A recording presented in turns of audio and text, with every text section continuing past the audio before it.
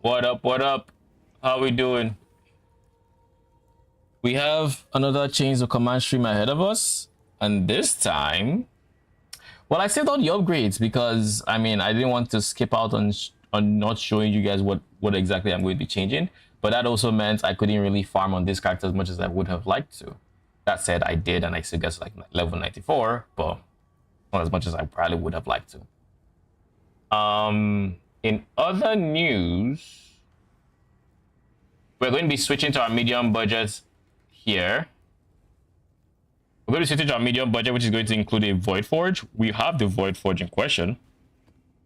And we're also apparently going to be open 28? 28 Voidborn, bruh. Dude, in between me pressing the live button and now, he went to buy 3 more keys. All right, Dave, you have the first segment of my stream. We're going to open 28 reliquary keys, because what the fuck? All right. For science, for good luck, we're going to send this. We need 90D profit at least. We're going to get so much more. In other news, I found out something very interesting. I found out that you actually see the message of the item that you open. Acton's family was executed by an abomination cloak. Where, like, whoever left this map that we do not deserve to get, well, he feels we should know that. Oh, I can't sell maps now. 4 div map. That is an expensive map. That is a very expensive Acton. All right, try number 2 of 28.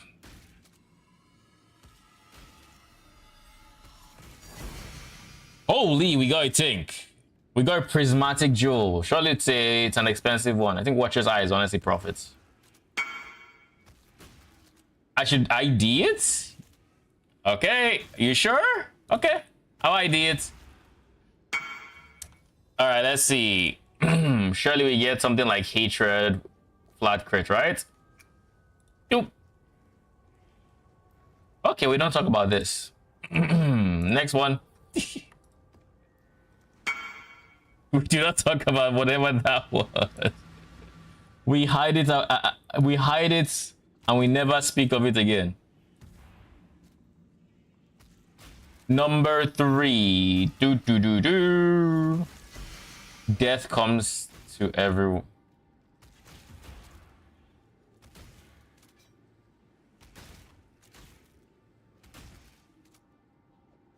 The evidence stays here.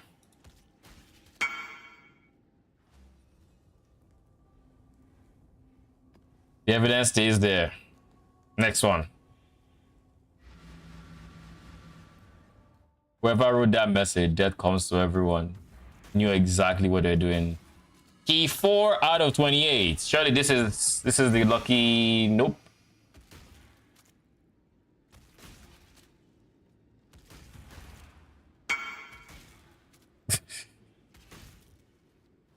All right, next one.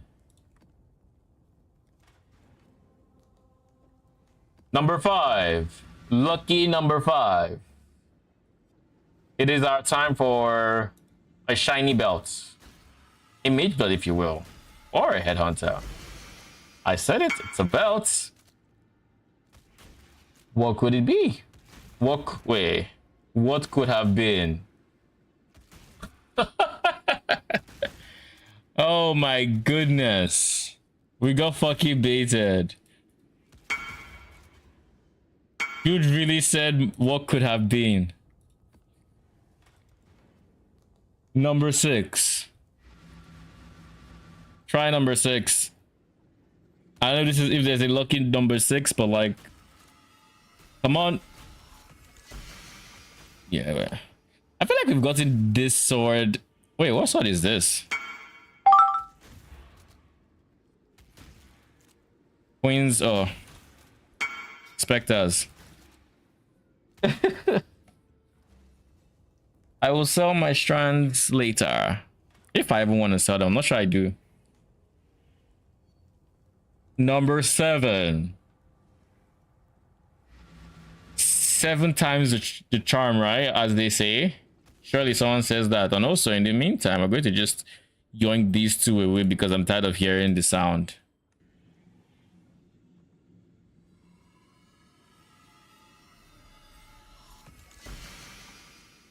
Time-worn claw. It takes it a great deal of bravery to stand up to your enemies, but just as much to stand up to our friends. This is the war cry. This is the war cry claw. I'll die, or whatever it's called. I'll die. Beats me. We're apparently standing up to our friends now. We need to. All right, number 8. Lucky contestant number 8. You are up.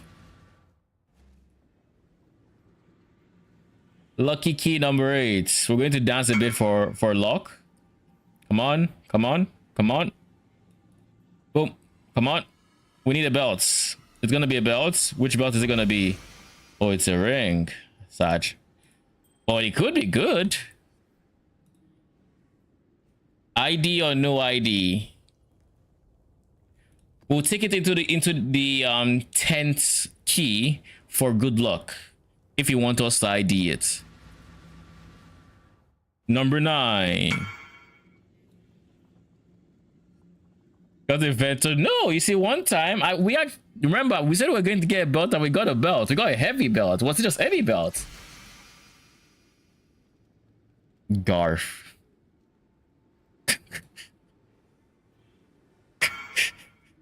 Fucking Garf. All right, number 10. Lucky number 10. My choice. Lucky number 10. All right.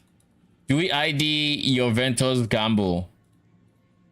If we ID it on this pixel and it ends up being a good roll, this 10th run is going to have good luck. Holy shit, that is a bad ring.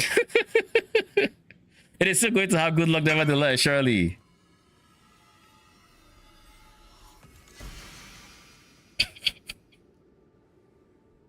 Surely it's 100%. It could be 100% and that would be good. Oh! See, that's money right there. That's a 98. That's a 90. That's a divine. This is a divine. See? We're getting our belts. The bad luck is slowly shedding and in comes the good luck.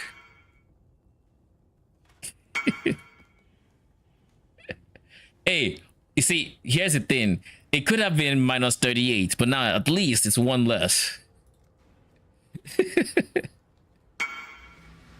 Lucky number 11. Is this guy actually going to buy the map?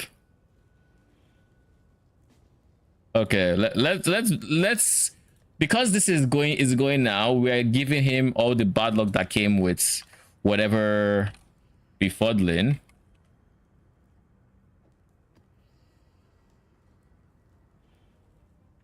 Now that we have cutting currency, we have with him we send the bad luck. All right. Bad luck gone. Nothing but good luck for this 11th draw. 11 out of 28. 11 out of 28. Let's go. What are we gonna get? Yeah. What the fuck are you? Dareso's passion. We're going to passionately leave the sword on the ground. We act like we didn't see it. Nobody in chat saw it. You know, y'all didn't see nothing. That map was never open. This is not number 12. This is number 11.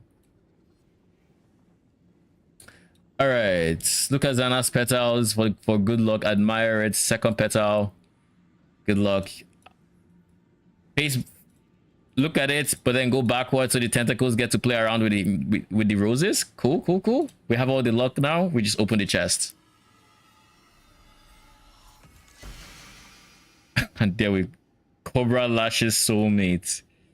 Freaking wasp nests.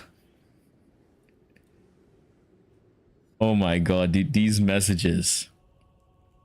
We're gonna skip the 13th number and go into 14 because you know 13 is not, it's not the luckiest number. So this is our 14th try, okay? Or our second 12th try. This is our second 12th try for the Voidborn. This is not number 13, this is number 12. These are not the belts we need. I hope you know this. We don't need the benevolence of this sanger. We just need I don't know, mage blood. Could be a decent call. All right, number 14. We are, this is the halfway mark, I think. 14 out of how many do we have? 28. So this is literally the halfway mark. We've gotten some good luck ish.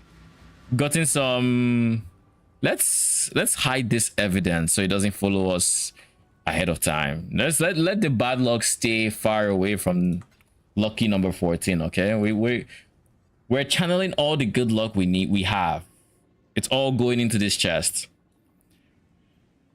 Surely we're wishing upon this shooting star as well. It is going to be a good one. Where's the shooting star? Uh-oh. What is, oh god, that is awful. That is awful. No. All right, we're apparently still shaking off the bad luck, but this is lucky try number 15. We still have what, 13 more to go. Oh look, more roses. So more roses we can just, you know, play around with, have the tentacles play around with too. Even more here. More here. We've officially played around with every single rose in this area. Let's make sure we're not missing any. Okay, there's nothing we are missing. Is there any behind you? No. All right, Voidborn, you know the drill. Want me to buy more keys? Oh, you probably should not. These are expensive. Whoa, Sinvicta. So why exactly, what is your purpose here if y'all don't give luck? Explain yourself. What is your purpose? I mean, to be fair, Zana, the queen of rose petals, is stuck in the atlas. So you have minus 800 luck. Do you only give plus, I mean, plus 10% there? How many here? 1, 2, 3, 4, 5, 6. Unless I'm touching them in the wrong order. We skip this one, go here, touch this one, there. We've hit every rose here. This is a different order than last time.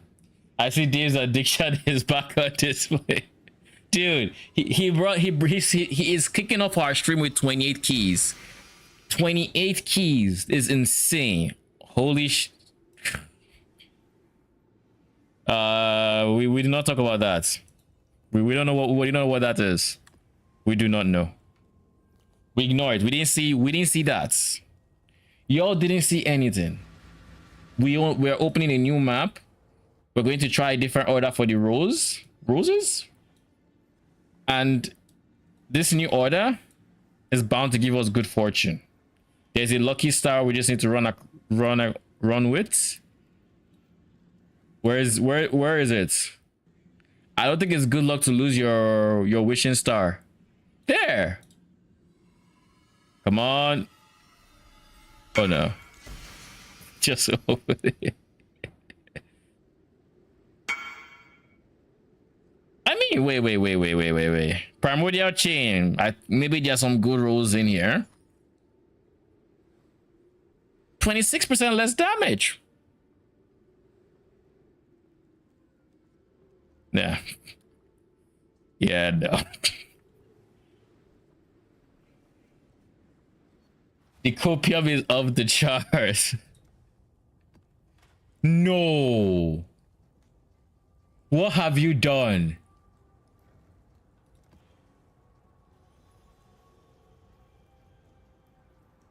21 extra keys on the 28th. I will get something. All right. So this gives us how many keys at this point? 31. 32 keys. Are you farming Spalin? Dave is farming something. Dave forgot. Dave is determined to get something good. And we are gonna get him something good. We are playing the numbers game. At this point, we're just going to be chucking these guys in and hoping we get something good. If it's farming, Papa, it's going. We are literally burning currency. Egg ball. I have not added the link to my current POB to my. No.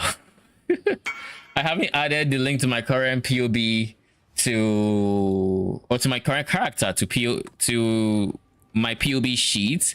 The reason why is I'm testing it, and I still have some things I want to test before I quite do it. The low budgets I have tested out, so I am going to be posting that on the sheet soon, as well as making a video. But oh god, I got a ghost ride. This is our second ghost ride from Reliquary Keys. Not today, but just in general.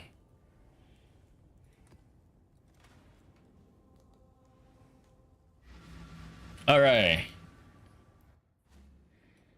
How many have we opened so far?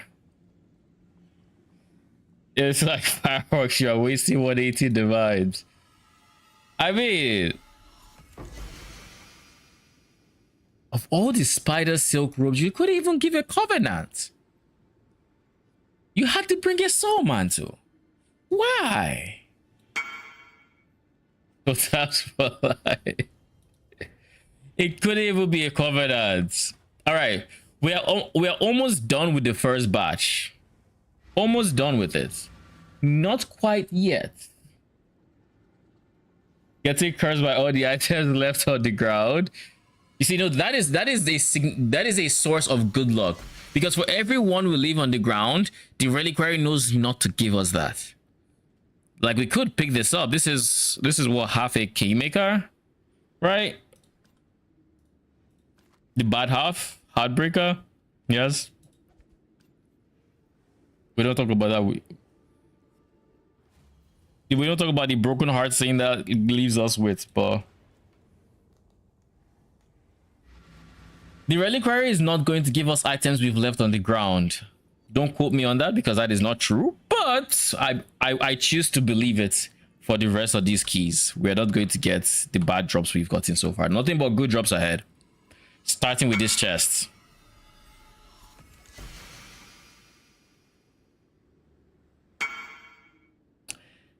Brutus. He promised me a match for 2 weeks ago. Hey, I didn't promise. I said it was a possibility. And it is still a possibility. If you never quit gambling, you never truly lose, because you could always win big. And that is such terrible advice. But that is so terrible advice. I can't even say. Oh my god. What the fuck is this? Chains of Emancipation. Oh god. Of course. Into the bank of things we shouldn't roll again. This is number 25. We have how many more in the first set? 4 more. My AG is better than yours. I mean, yes. Yours is using a garb. Why is yours using a garb? All right, buddy. We got this. We can do this. Mercenary. Maybe your luck is better than mine. You should be doing that.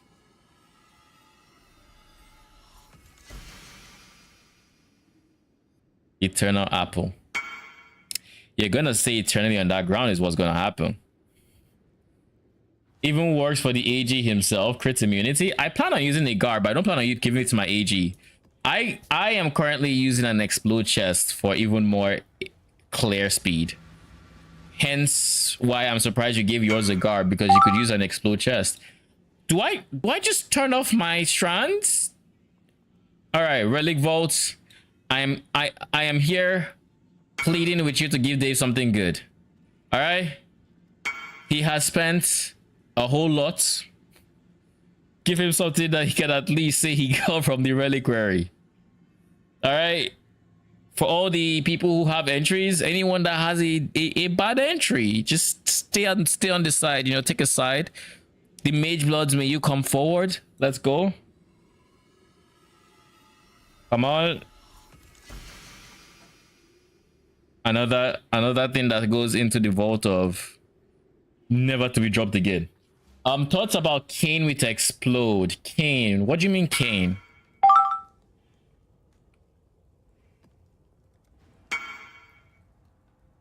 My merc is Dorian, making me tanky.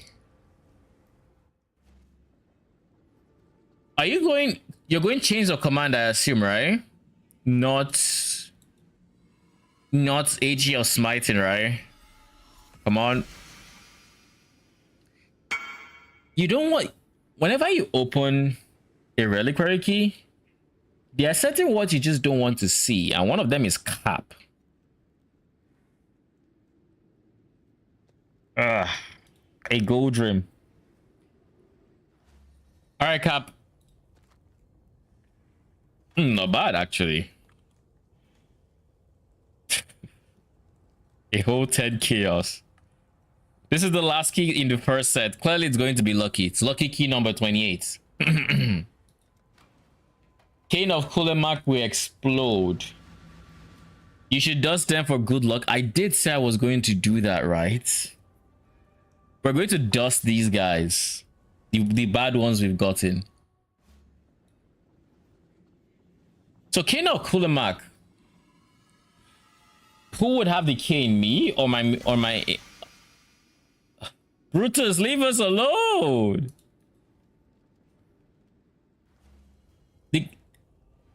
I actually don't know what the new unveils are for King of Kulemak, so I don't know what it has. Chest number 29. It is 29.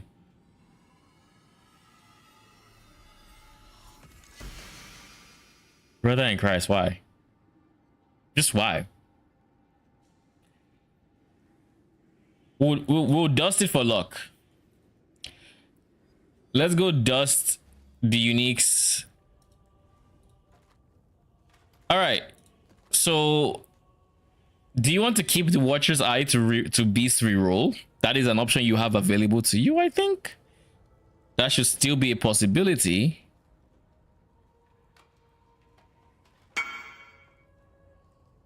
I use this, by the way. I mean, things 3D and above. All right, we're going to dust these uniques for good luck. The bad ones, at least. We haven't got anything to disenchant. Now you do. Not bad, not bad. All right. Next key. Enemies you kill have a big chance to explode during a quarter of their chaos. Max life as chaos damage sounds kind of cute. I mean, that's a lot of explode chance. I think in a support build for regular minions where you have an explode AG, I think that might be insane. But only in those builds. You can't use it on a change of command build because the weapon of the AG is what you're going to be summoned as your main DPS. Come on, Lucky Star. Oh, that's a tink. That's a tink.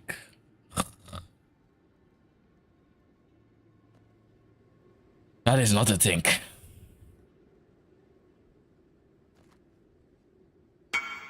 A bottom road chance to explode.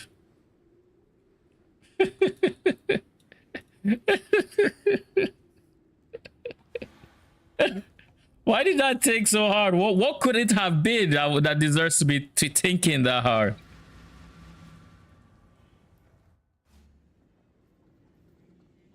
Why are we getting baited? What was the message then? Not, oh, don't look up might be the last thing you do. Reach into the void and conquer it. I see this is Shaper influence. The fuck is this? Void Walker, you don't work much, right? All right, into the stays there, never to be rolled again. We do not speak of that. We have 18 left. Dave, we're gonna get you something good. But in the meantime, it might be a good idea to not burn currency. What could I lost? Hey, look, there's triad grip here in case you wanted to convert like a different element from what you currently have. Just, you know. In fact,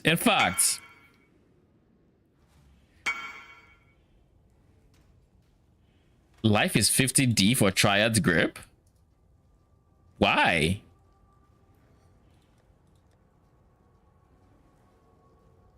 Boom.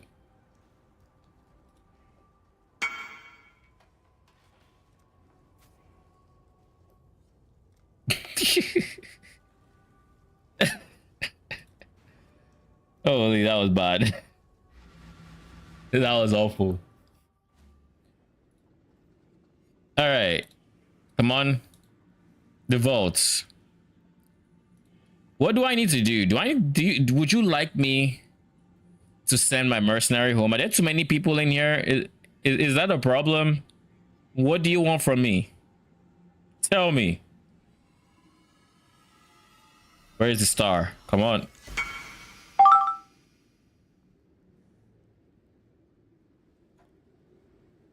You stay on the ground to tell the reliquary we do not want that, because I know I disenchanted for luck, but that clearly sent the wrong message to the reliquary. So now we're writing that wrong message.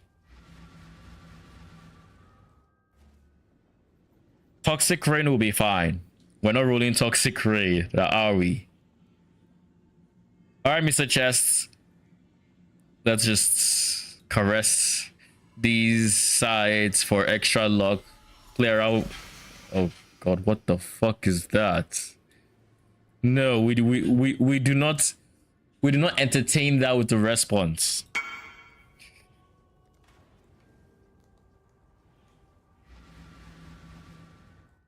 The reliquary is a money deleter. It has deleted divines and divines and even more divines. Life sprig. Why do we need a life sprig? Why? Okay. The reliquary wins. But this next draw is gonna be hopefully lucky. But my hope is waning. And it's waning much. It's waning quick. Okay. I think you can get about 650 PDPS. All right, same goals. We're going to ID it in the next one, and that's going to give us luck. Can get near 50% explode, 50% poison chance, and about 25% double damage. Surely it could be decent for change of command with those stats. And its base PDPS is 450, like 650 without the extra stats. Come on. Voidborn Relic Chest Vault. Time stands still and a new champion ascends. Who is this champion going to be?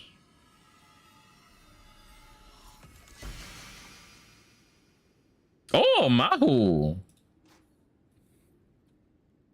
Probably not worth much. But it's Mahu. 20C. Holy. Do you want to corrupt it? You never know. Maybe corruption could actually be Giga for it. What is your call on it? Do we hide the evidence or do we corrupt it?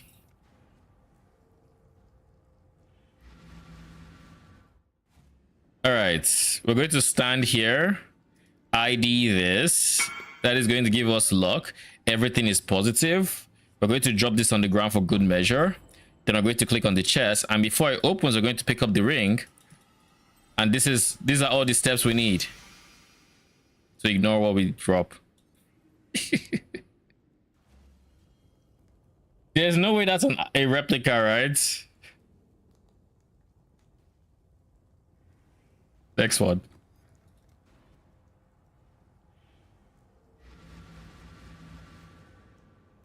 Two AGs, two guys, two chains of command. Oi, I'm going to need you to pull your weight here. I need luck. All right, luck is the name of the game. You can't be here watching the pulls and not offer some luck. All right, give luck. Luck.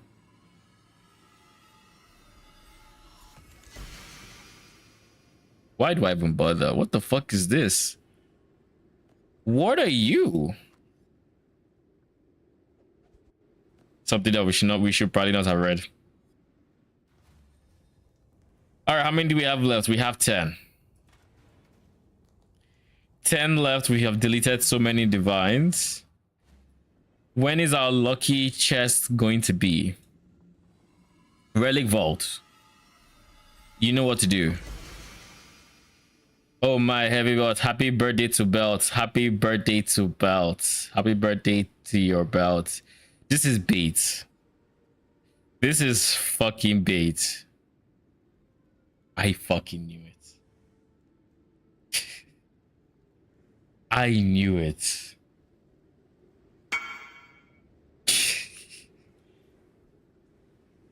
Oh god. Why? And say siege breaker of all things.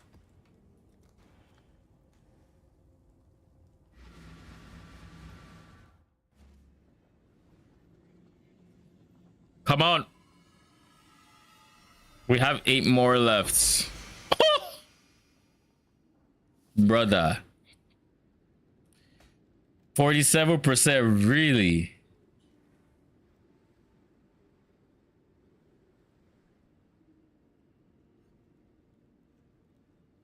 We can't search for it. We can't price check it.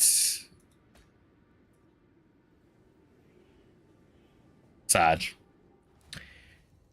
I mean, it could have at least gone over the 50 mark. Like, it was a 50-50, be below or above the 50 mark, and it just chose to be below. Why does your Adorned have a mod on it? That's odd. What Adorns are you dropping? Are you dropping 0%?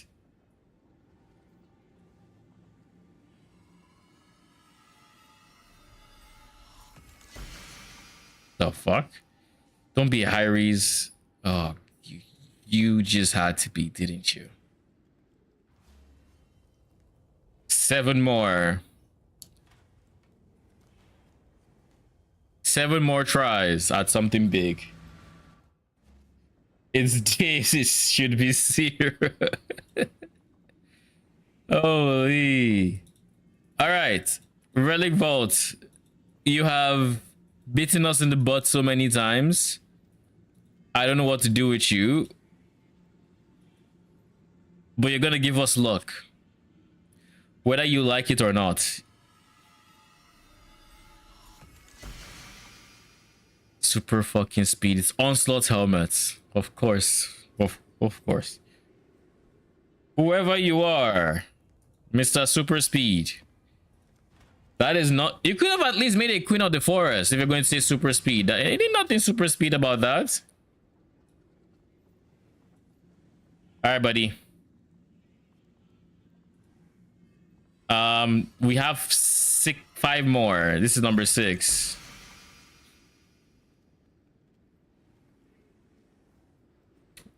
So how many have we opened so far? We had 28 and then he gave us 21. We have 5 left, so that's 16 done out of 28. So that is 44 keys open. We've opened 44 keys so far.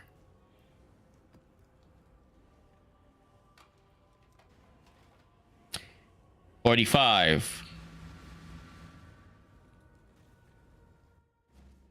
I have never opened this many reliquary keys in a season. I didn't think there would be a season I would see this chest so much and just get absolutely nothing. Not the one you thought, oh, that might not be bait. This might be reverse bait.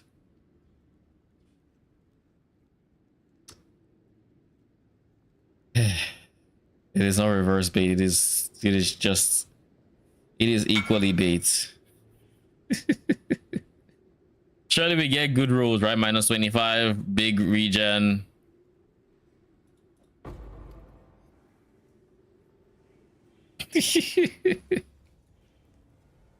I mean, it was reverse bait. It just turned out that reverse bait is still bait. That's all.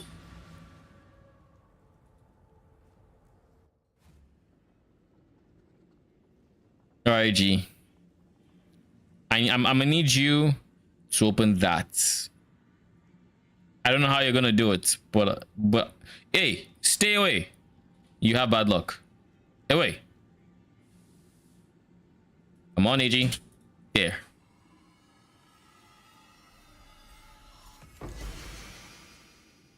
You good guy. I don't know what to make of that. I don't know what to make of that. Ugh. It's the same freaking what we got last time. Alright, you're still on the ground. It's the same freaking one. Why? 3 left.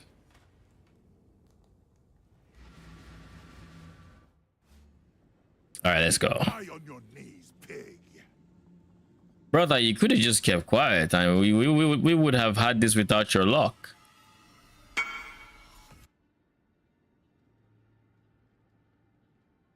Reserve. Oh, that's a think. And that's an Amanamus. I mean, it's a divine. It's a divine. What? That is 2 divines so far. 1, 2. It's simple business. Okay. Mr. Mercenary has been dismissed. Surely all the bad luck left with him because as he left, the tank came in. Now the question is, do we have to dismiss it? You keep it as an opening fee. Is this a good barracks or is this just nothing?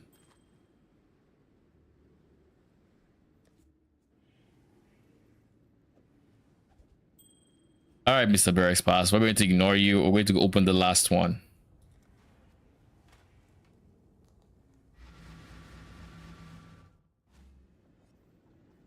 All right. Come on.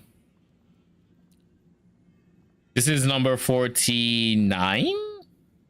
49.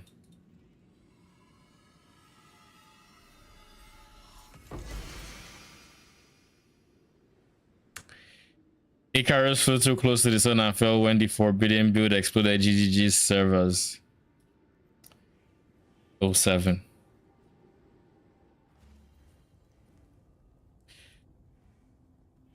Well, we got a positive gold ring that will still not sell, but like it's there. We got an adorned, and then we got these 2. We got a max roll attribute, not like it matters much, but it's like 1.5 divines. We got nothing. I agree to trade a corrupting orb on this, a Val orb. Because Mahozoto deserves to be... It deserves to be corrupted. What is a Mahuzotl if it's not corrupted?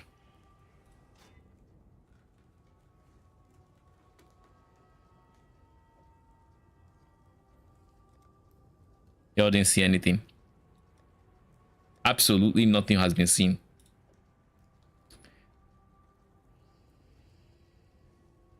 I don't think we keep this because this has bottom row chance to explode. It has bottom row chance to explode and bottom row scorch. Like how did you draw so badly? Like how is this even possible?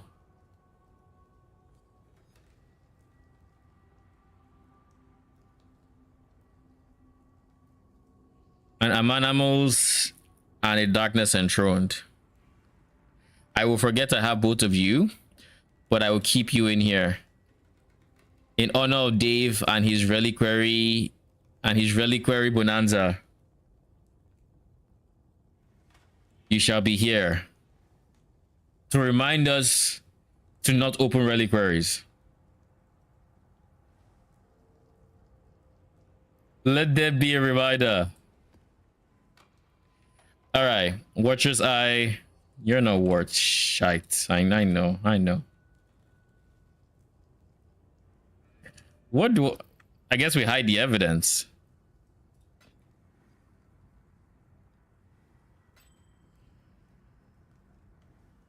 %. Can you imagine if this had a 9? Like, can you just imagine? If you had literally any other stats. Any other ones. And then you. Less life, less damage. The less damage portion is pretty chill. The less life, not so much. But it's relatively good roll. I will keep that one. This one we keep. If we roll a golem build, this will be my first primordial chain. Again, in honor of the bonanza that should the 49 reliquary key opening that we did not expect. 49 keys is insane, Dave. God damn, that's insane. Holy. All right. So where were we? I was going to talk about the medium budget build. So let's start there. There are going to be a few adjustments I need to make to the medium budget POB because of a few things that I hadn't accounted for before. So thing number one we need to account for is we might have to drop the anathema. And the reason is, and it would suck to drop it, but this we just might have to. But here's why. It would be nice to have all 3 curses and everything.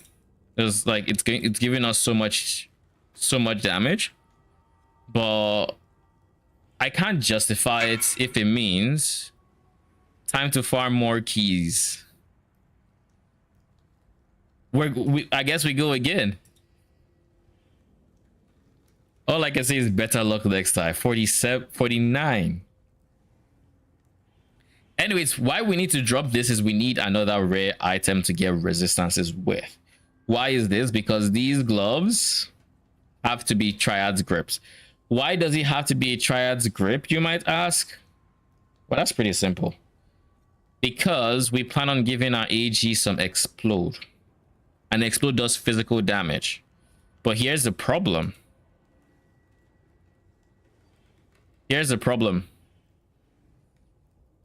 We have Void Forge, and Void Forge is going to make the AG do no non-elemental damage. So if, and keep in mind, if the explode is doing nothing but physical damage, she's just not going to do damage.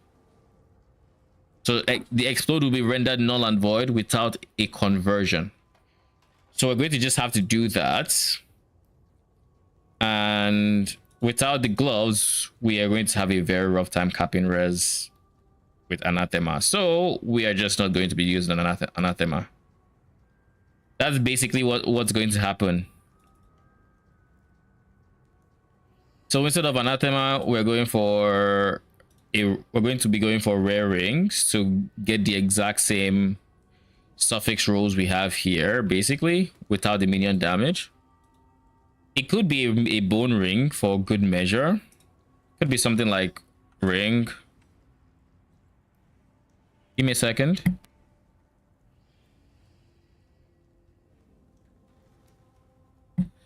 It could be something like bone ring. Suffixes are gone, but we can still have minion damage on it. And then for suffixes, we just need Chaos Res, T1, Old Res. We can still fit minion move speed, to be honest. It's either minion attack cast speed or minion move speed.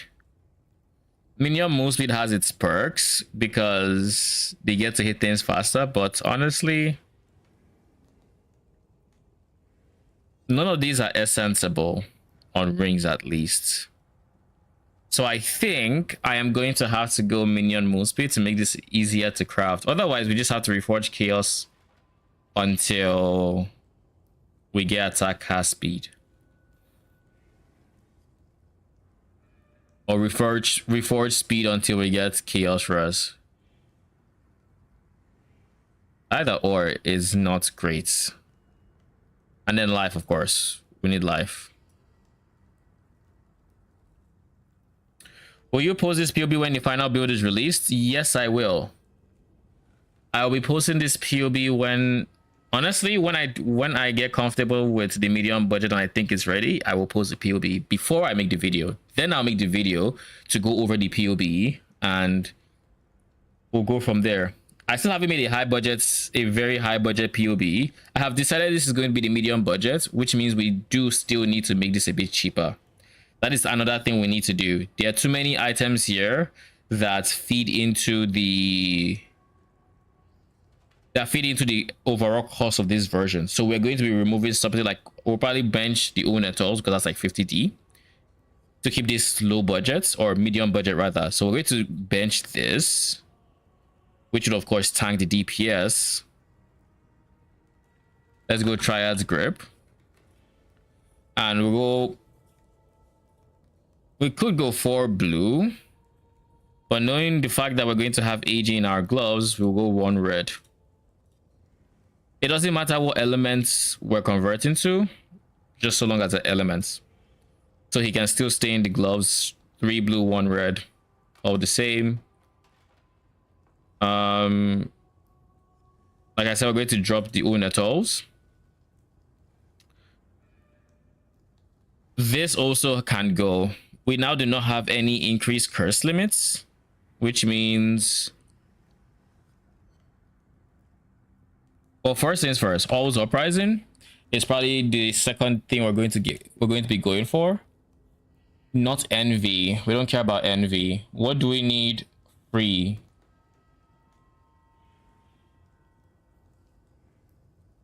Purity of elements is not a bad idea. We want a blue gem. By having it be a blue gem, we get increased crit chance. Yeah, we'll do something like this. Anoint hollow effigy.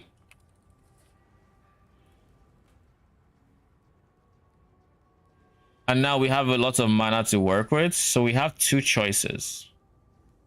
We either cut out this portion and this portion so we can play around in this region all together, which would be honestly very nice to do, and just dump the idea of Eldritch Battery. Or we go for an aura to replace the extra reservation we have. We have more space, so we can do precision. I think I was going to drop hatred regardless. So since we still have hatred and precision, we can drop purity of lightning from here. Go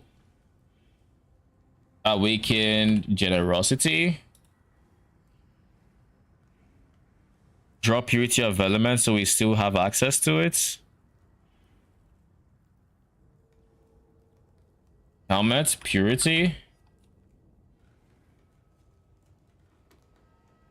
This stays in the helmet. These guys now have generosity, and we got rid of purity of lightning, so we go here and go purity of lightning.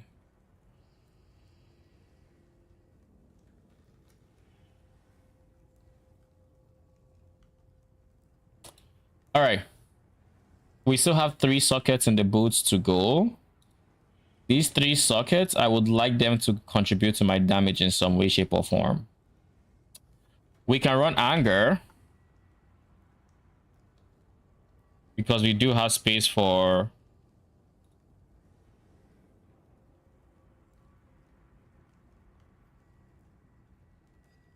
we probably do have to do. Oh god, you know what is happening here? What is happening here is we're losing the reservation on the helmet for purity of lightning, so we'd have to do and use an enlighten here. If we're just an enlighten 3 is fine, but that's if we choose to use anger.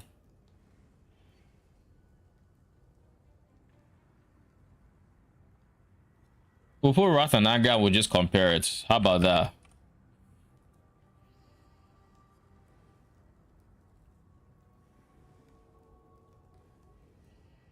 Yeah, about the same amount of damage.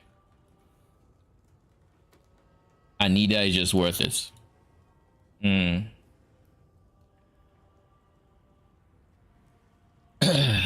What can we do?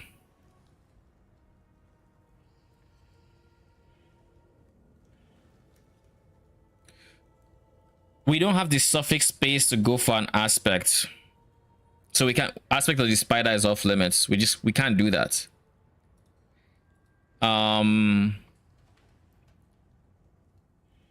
Regular aura wise, the offensive auras just don't do anything. Like even hatred, which is kind of decent, it's the best of the 3, but it's still kind of not great. It's just 4 mil, and that's 50% reservation.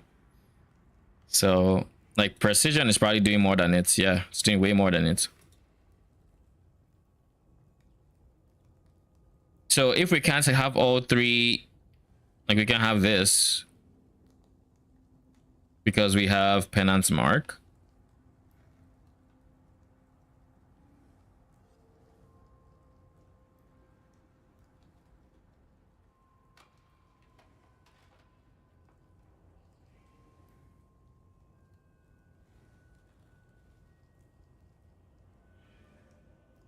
We can go more defensive. We can do something like Tempest Shield. If we can get our defenses in order without the tree, we can spec the tree a bit more offensive. So maybe that's what we do. Maybe instead of having hatred, precision, awaken generosity, all of these things, what we instead do is, aside precision, we should probably have generosity by itself.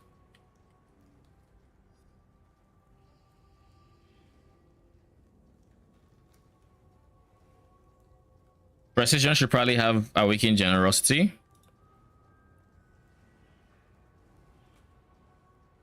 Whether this should be in the helmet or not, up for debate, but we have that. But then we can have purity of lightning as well in the helmets.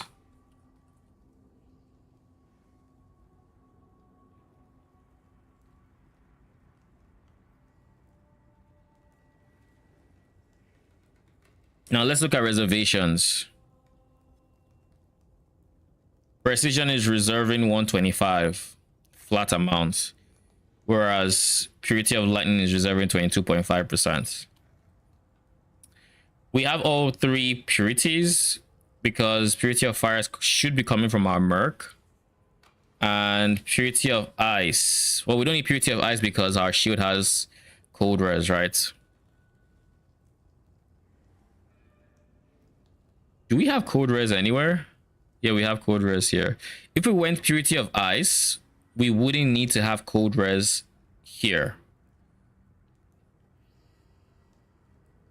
If I can save those 2 spaces, I would still need, okay, no, I still need the chaos res. Like, regardless, the chaos res is needed because otherwise I don't cap chaos res. Like, I can't get rid of any of these res. They have to be there.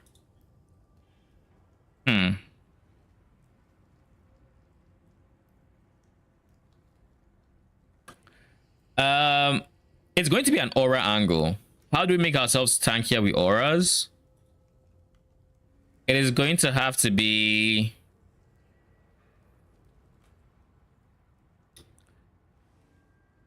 Flesh and Stone Tempest Shield. I can spell Flesh and Stone. What the fuck was that? Flesh and Stone Tempest Shield.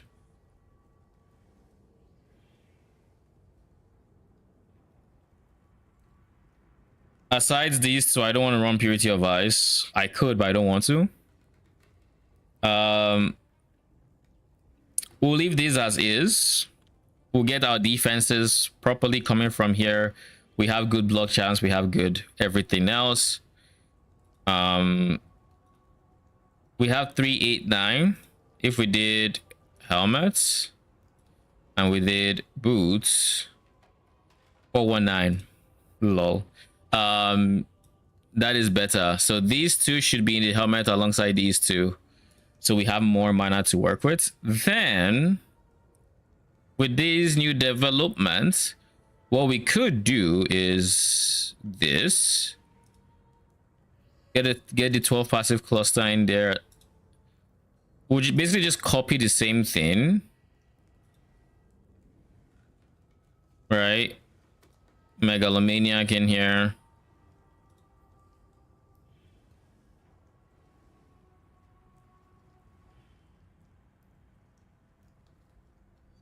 But here's the thing. This is the problem I am seeing. If we are going for risk scarabs, then having them using our mana instead of like Eldritch Battery is not ideal. Because if you get cannot regen mana, you have to use it. You have to use a mana flask or something else, which is inconvenient. Whereas with Eldritch Battery, we can always rely on Aegis Aurora to generate mana spending currency or mana essentially. But let's just play around with this idea for now.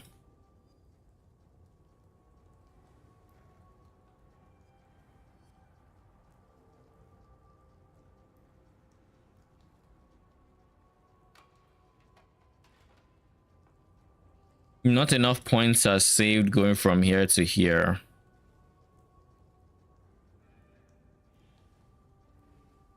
Not nearly enough. And that doesn't allow us to get to the instant leech area. Which instant leech is mandatory if we are to run less recovery rates mods.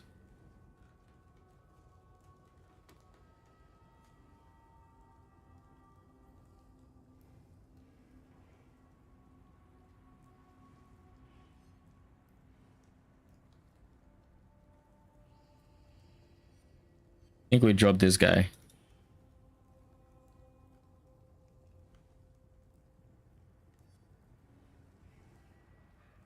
So if we are as fine with shoring up our defenses using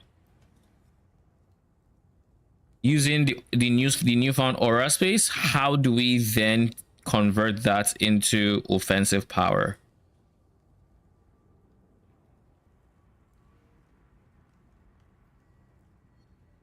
I guess let's try something. Do you guys have accuracy? Yeah, you have some accuracy. Let's boost the accuracy numbers a bit. Let's just boost that up. And then let's drop this wheel. And then get pen. Can we get to 100% chance to hit? No. It is still rough. Wait, Oh, you can only get up to 250? Oh, that is not nearly enough then. But wait, what if we did this instead?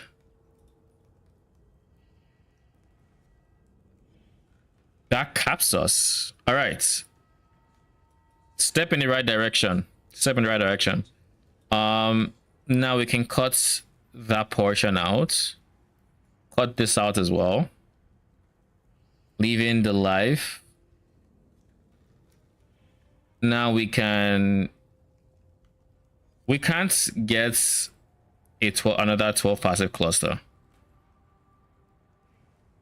Well, maybe we can actually.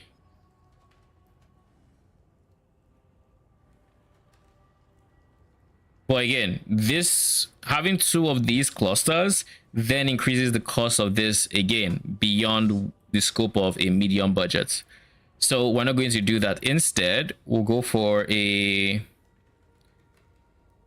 instead of a 12 passive cluster, we'll go for an 8 passive.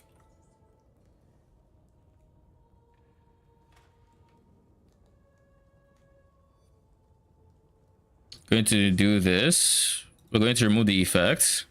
We're going to leave dexterity. We can have everything else. It's the effects with everything else. We can even reduce, probably don't want to reduce the life. Let's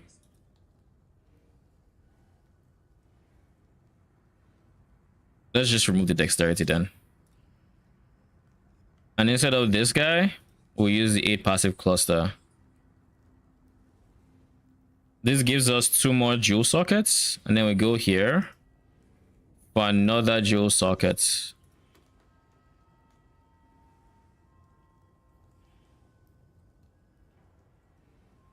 We are 1 above what we should be, but we are back to 42 mil. And defensively, we're still fine.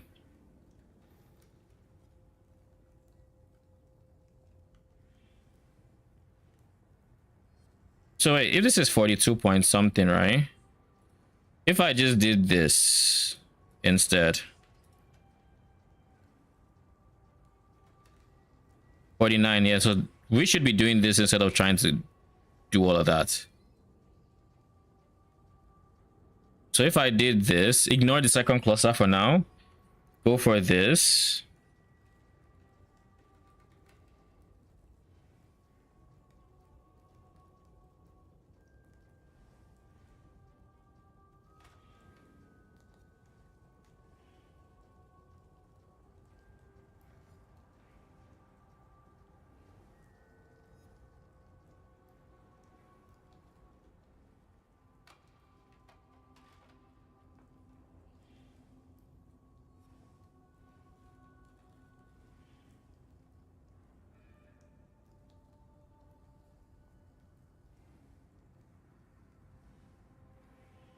If I'm going all the way here, I kind of want to get this as well.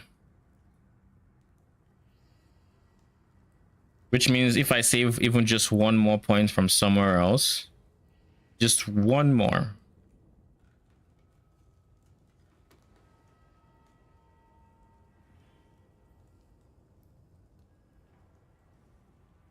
This gives us 5 endurance charges. I'm not a big fan of this travel area. This whole journey, I'm not a big fan of it.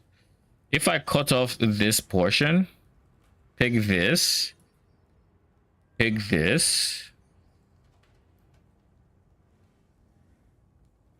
then instead of going all that way for endurance charge and the extra jewel socket, we did this.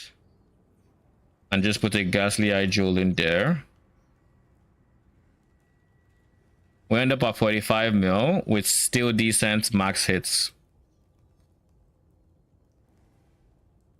And seeing as we're still Eldritch Battery, we can still go the extra mile and use auras here that make us tankier.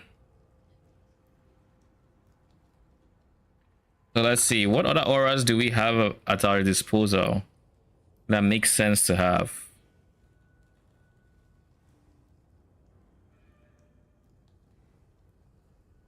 We can run I think we can run the term. Actually, let's put hatred in here.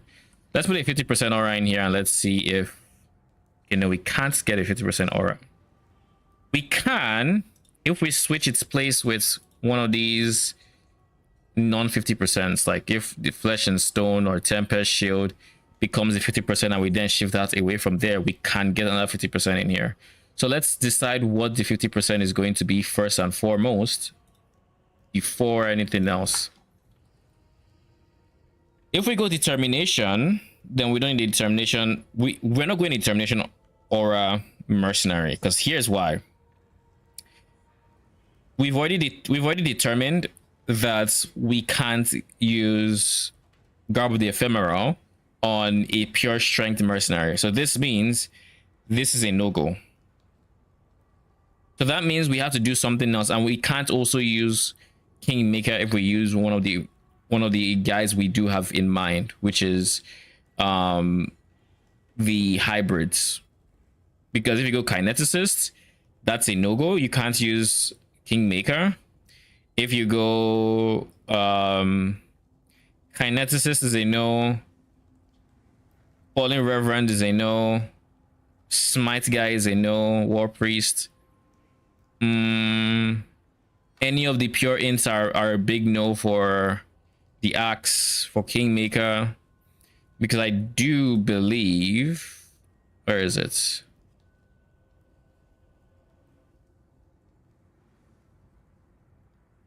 Dex.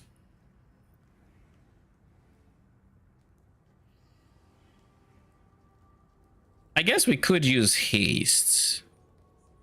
Haste is a decent 50% aura to have.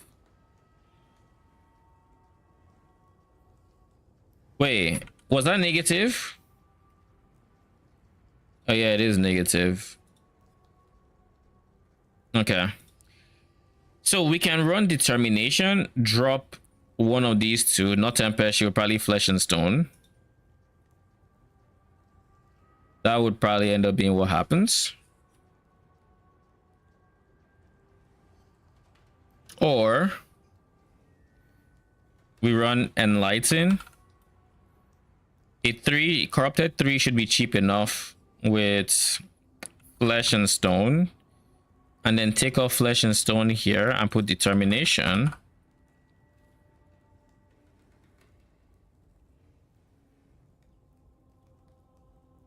Turn this off for now.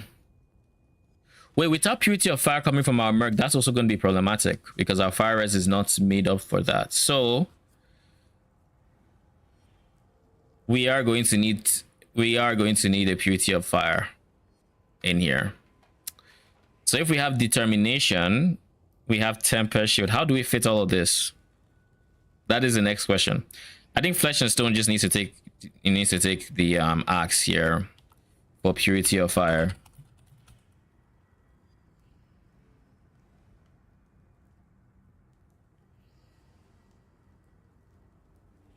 Then we need to go into config, and we need to remove these two, because now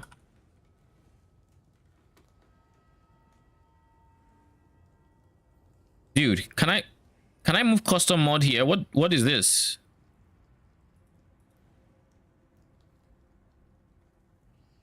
Thank you. Purity of fire. All right. So now we have a decent idea what we're working with. Determination, Tempest Shield. I really want Tempest Shield, otherwise my spell block chance is not great. What merc would you use for guard for plus Kingmaker? I don't know yet. I probably wouldn't use Kingmaker. I think we just have to drop Kingmaker and go for something else. But I want to just I want to figure out the auras first, then we'll figure out the mercenary choice next. If we're going to run something that can use Garb and Kingmaker, realistically, because Kingmaker is dex strength, it would have to be that pure strength or pure dex. But pure strength, pure dex, they can't use Garb. So you need something that has int.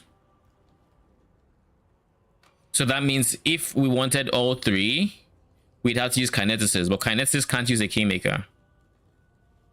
So there's a lot of like we're probably going to have to drop Kingmaker because if we have to pick, we're taking Garb over Kingmaker. It's just the truth. But one problem at a time. Helmet, Tempest Shield, Determ, Flesh and Stone. Garb has strength requirement. Do you need on a strength merc? You see, thank you. Somebody else that says it because I figured I was going crazy. Garb has a strength requirement. And if you were to read, let's go. Come on. Hope you know all patched up doesn't change who I am. All right, look. For mercenaries that use a single attribute, any armor gear that requires that attribute is valid. So because Garb requires strength, it should be valid. Just based off of their definition of what should be valid and what isn't. But here's the kick in the nuts that I wasn't expecting.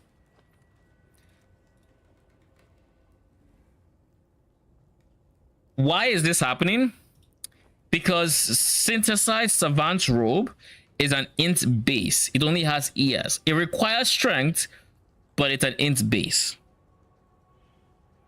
And because of that, it doesn't matter that it requires this 600 strength. And I assume this is just an oversight, and realistically, if they knew about it, they would actually change this so it would work. But like, it pisses me off to no extent because like it should work. I plan to have this. So because this doesn't work, I can't use my mercenary, like the mercenary I planned on before I even created this character. I can't use it.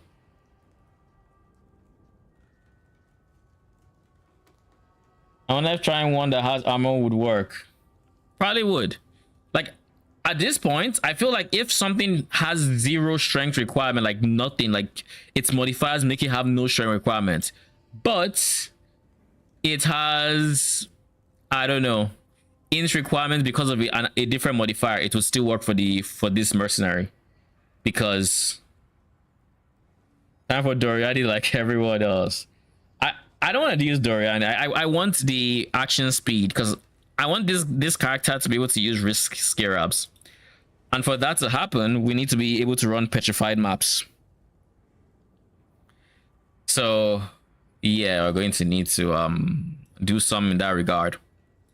All right, mana wise, mana.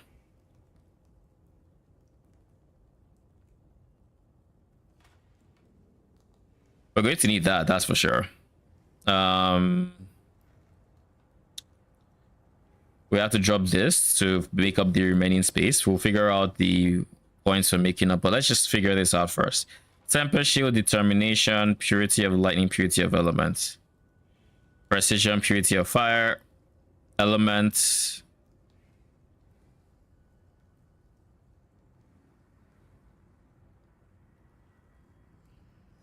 All right, so we have to drop an aura, just straight up.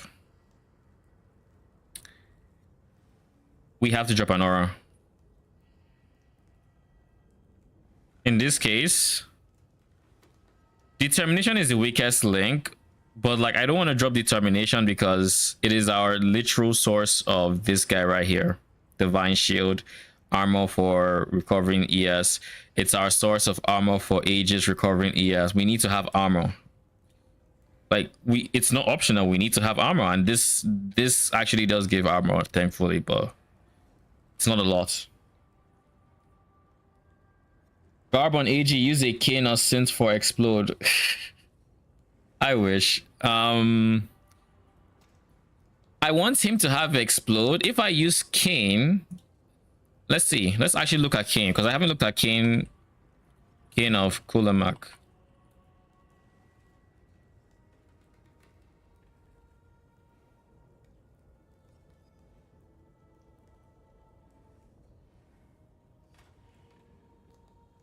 I think these are old modifiers, right?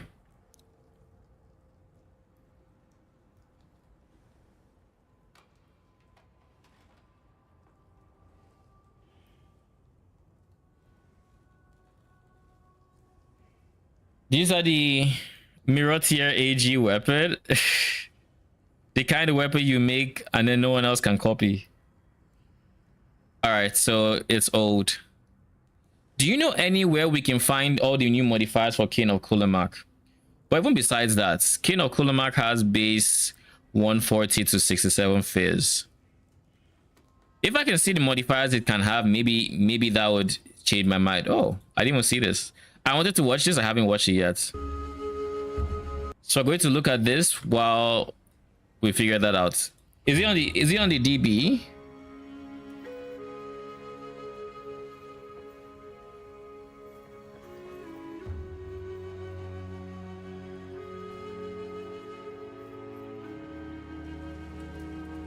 This looks like the hideout I currently use, but slightly different. Mine is a market. Balbala's retreat.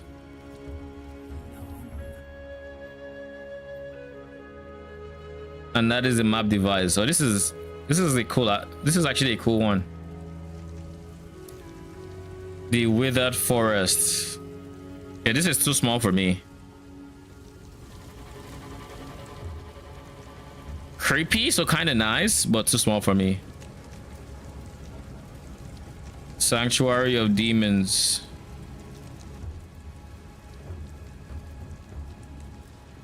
Now this one on the other hand is way too big for me. That's where the stash is. I'm guessing this is the map device.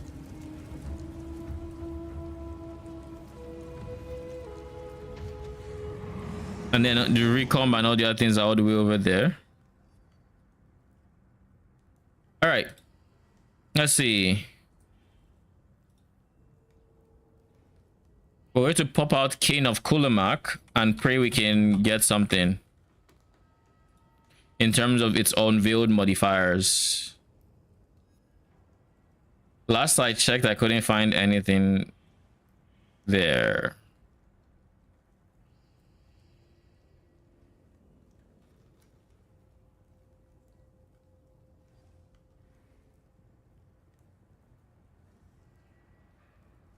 Check the wiki link. All right.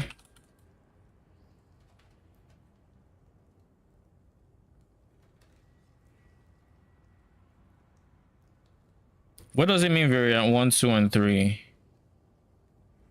What is the difference in all the variants? Is there a difference?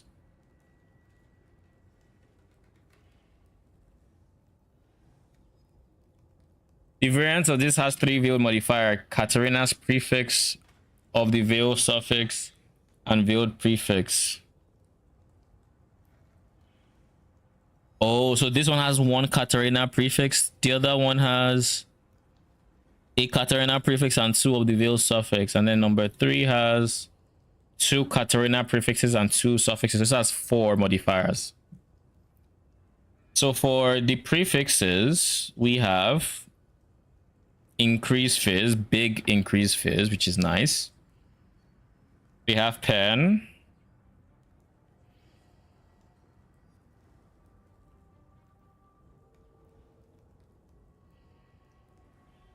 Chance to explode.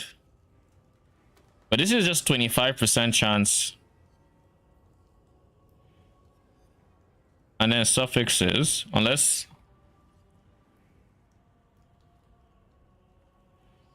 then we have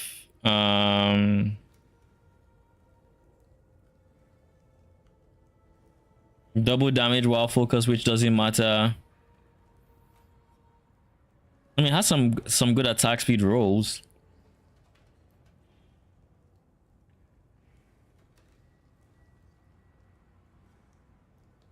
It's 25. Oh shit, you're right.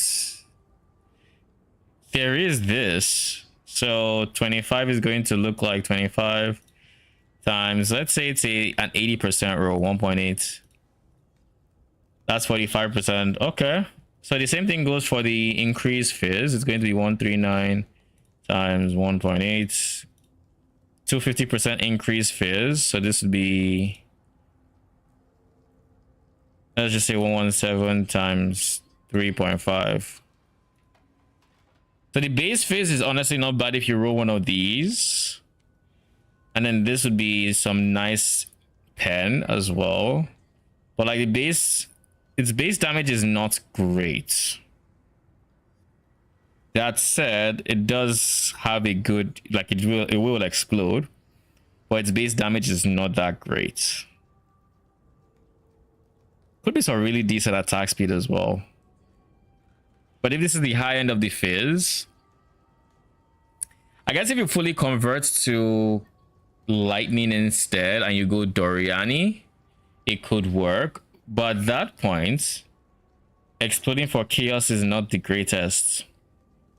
Now, if you were to fully convert into chaos, and when chaos crits with Cane of Kulemak, that could have potential. And the reason that could have potential is because the envy provided by the Cruel Mistress is just insane for weapons. So like the just from the envy from Cruel Mistress, this basically doubles, more or less. This just doubles the base damage before you all your extra added sources of like damage and with it and whatnot before you then go through increase. But I don't think that competes with what you would get from a Void Forge. I think good fizz, poison, attack speed, DD, and explode is decent. What do you mean DD? Is there some extra? Is there like a detonate dead I didn't see? Oh, you meant double damage. Where is the double damage chance?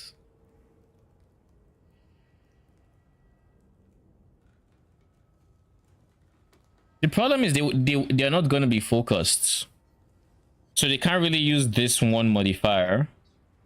But there is this guy, I guess, which doesn't require focus, and at a 14% times 1.8, that's a 25% chance. So that's a 25% damage multi.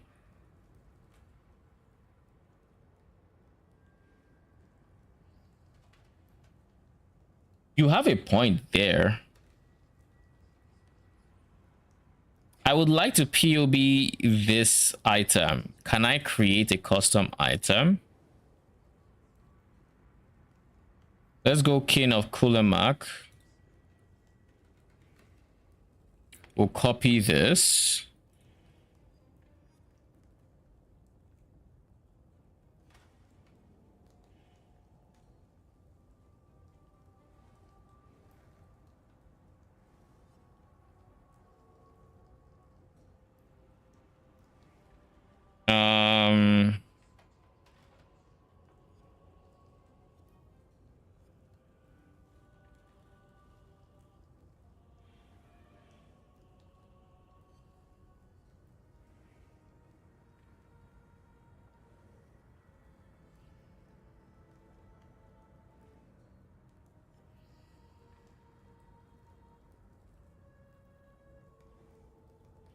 All right. Where is the damage range?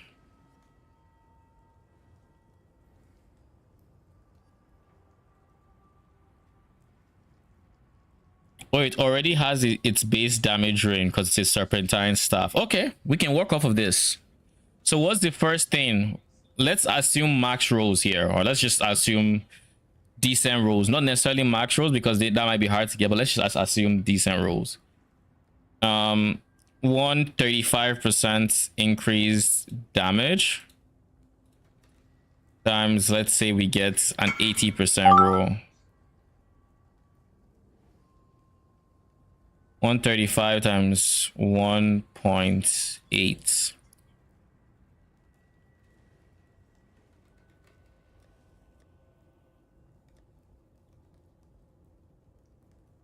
I don't know if I'm ready to sell these, to be honest. So good to take out the market. All right, where were we? We were at 243% increased physical damage.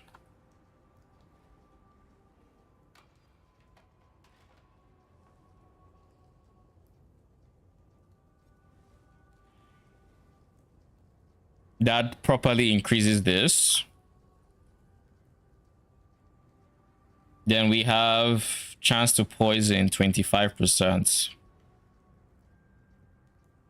25 times 1.8. 45.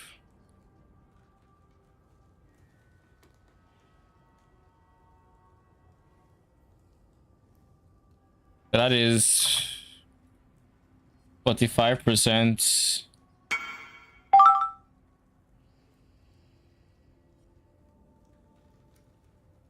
Chance to poison on hits.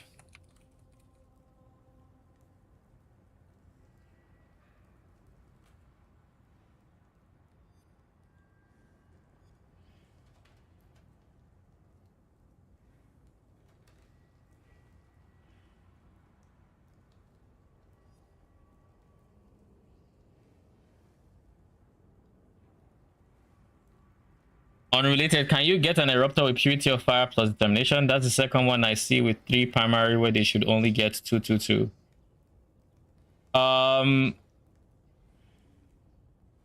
Eruptor.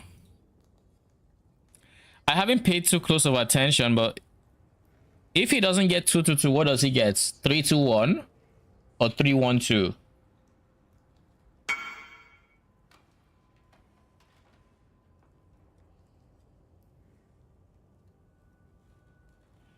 Life, damage, attack speed. That's a good rank. And move speed as well. And then attack speed, damage, life, move speed. Oh, that's good. GG. 321s are the one I saw. Then it's very possible you can't get 2 auras with him. If that is the case, then it's very likely that you can't get 3 auras. Or 2 auras rather. What other modifiers did we say? We get 2 prefixes, so that's increase fizz and explode, right? Those are the 2 prefix modifiers. And then for the 2 suffix modifiers, we have 14% chance to deal double damage. We're going to 14%. It's not even up for debate, right? So that is a 25% chance to deal double damage. Chance to deal double damage.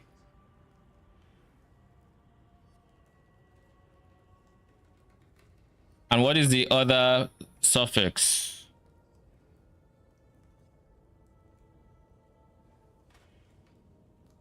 %22 increased attack speed.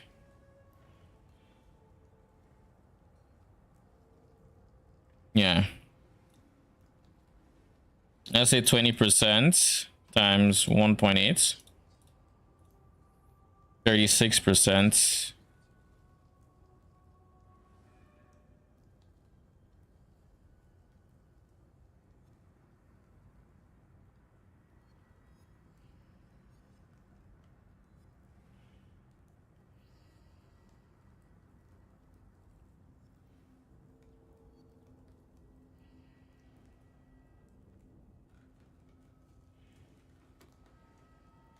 All right.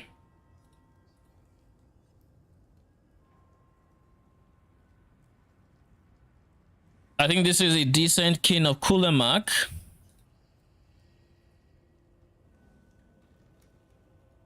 I think it's decent. Crit chance not the highest, but not the worst either. We can make a copy of this to try to see what that would look like. Chaos Kulemak, change the command. And delete this.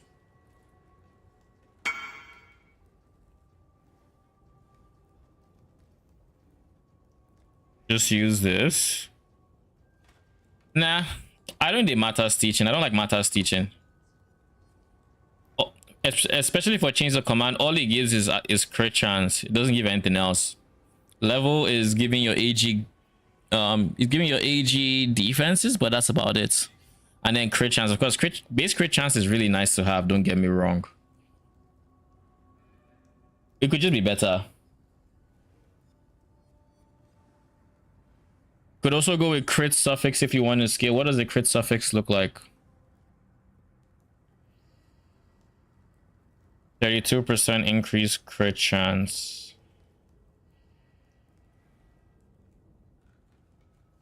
All right, let's see. 30. Wait, that was 32% baseline. So that's a 32 times 1.8. 57.6. 57% increased critical strike chance.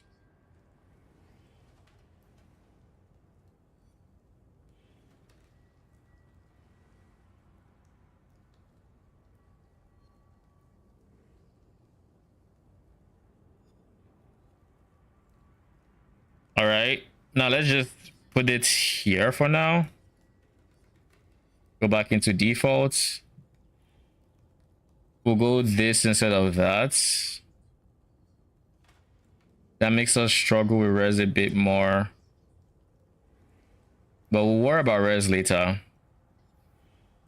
We don't need trials grip anymore because we are fully converting to chaos. Then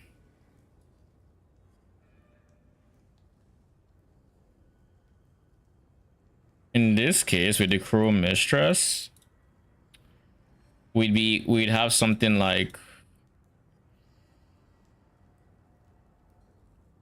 this.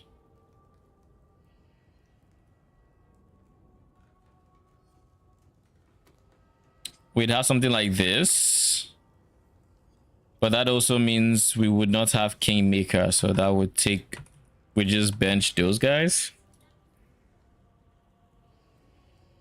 We probably can still use Crown of the Tyrant and the others, but I'll look more a bit in it, like I'll look into it a bit more. But for now, we'll have that. We'll have additional curse. And instead of early weakness, we'd go despair. Now, this is not an AG curse, but I can't be bothered to create another one. So we'll just use this for now. Then we copy paste this for the Merc.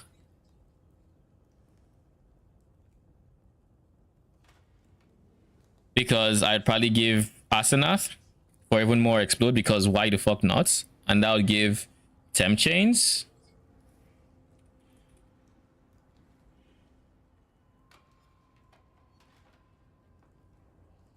Then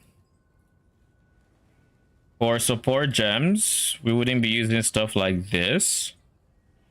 We could use melee fist, but we wouldn't use early damage with attacks or early pen. We'd go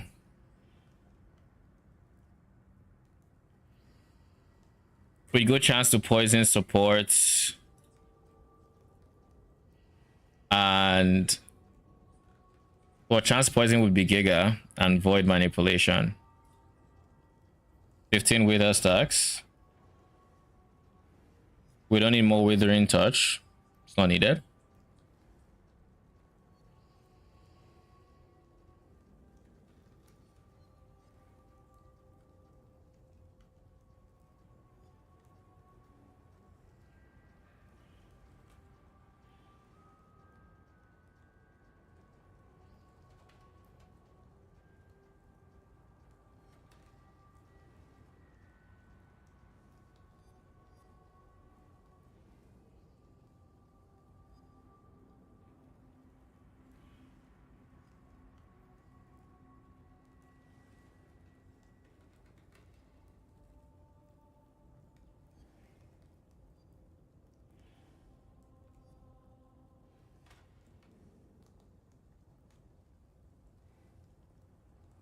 I feel like we're missing something very, very important as to why this is as low as it is.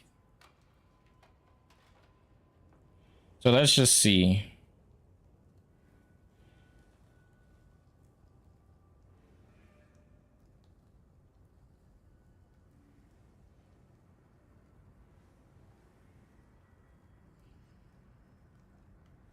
Anime Guardian's weapon.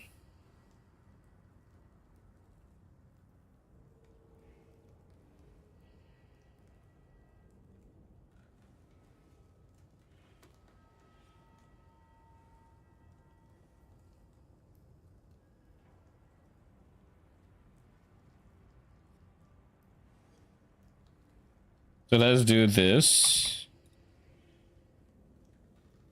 Actually, before we do anything, let's make sure the crit is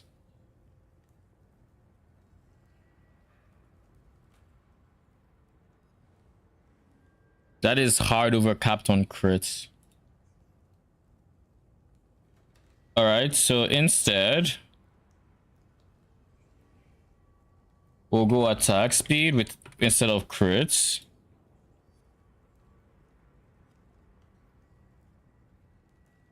We are no longer crit capped, but DPS went up.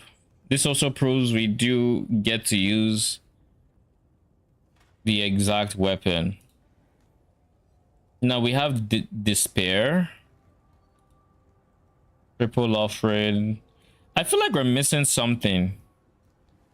We have envy, which is given a bunch of flat chaos.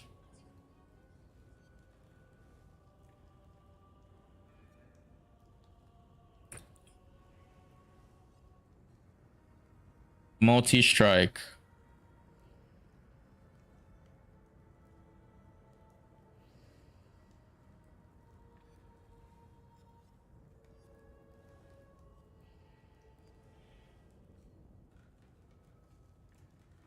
So the weakest support gem is either melee fizz or added chaos, and it's added chaos because melee fizz at least has intimidate on it.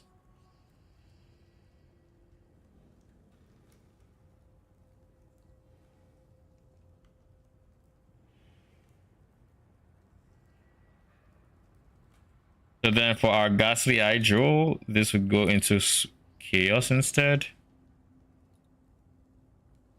Nope, that's worse. This is still better. 2435 to 2430. Wait, what? It's the exact same amount of chaos. So it shouldn't matter yet. Yet it does.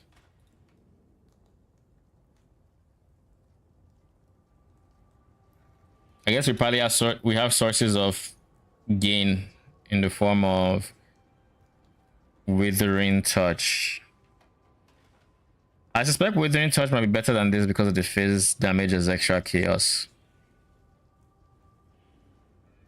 So not better than that, and not better than multi-strike either.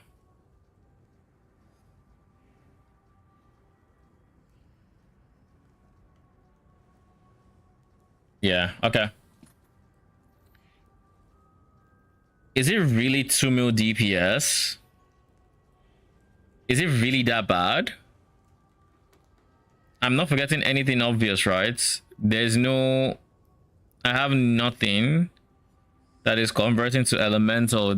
I'm not just deleting any portion of my damage, right? Deal no elemental damage, but that's fine because we have Unholy Mites.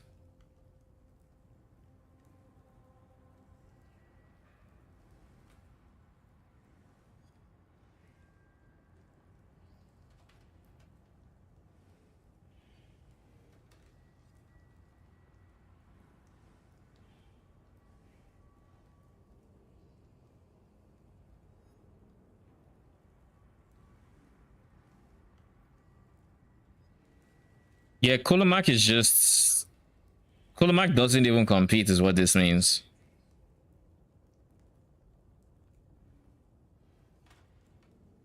And I think this is even taking into account the fact that he has double damage chance. Right? Where would I see its double damage chance?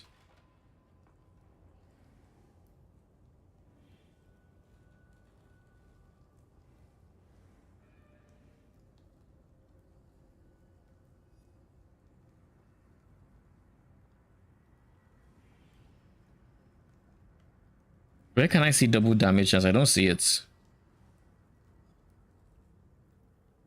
But yeah.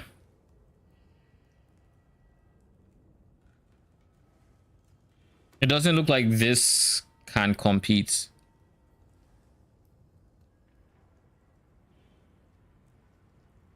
I think the base damage is just too bad.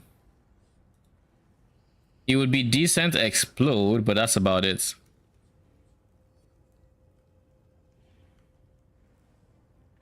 Let me just make sure double damage chance works.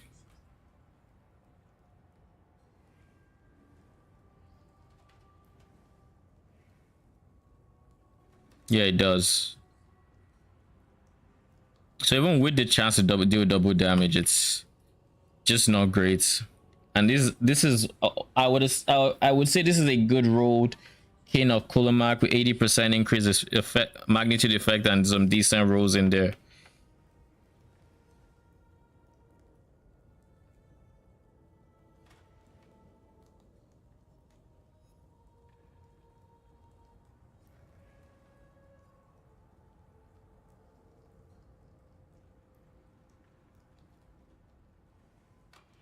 Okay. At least we have the answer to that question. It surprises me just how bad it was. Like, no, don't get me wrong. Void Forge is quite the item. It is an insanely strong item. This point is typically not worth it, so I'm never going to bother with it.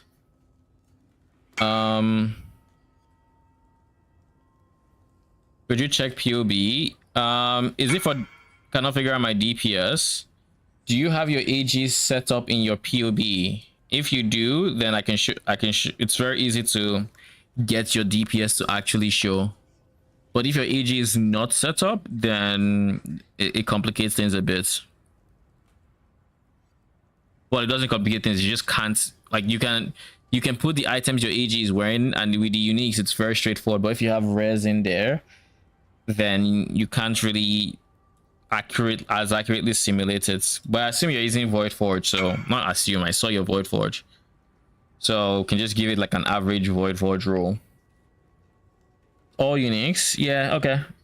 Create in your POB, add the unique items your AG is wearing and put them in a separate thing.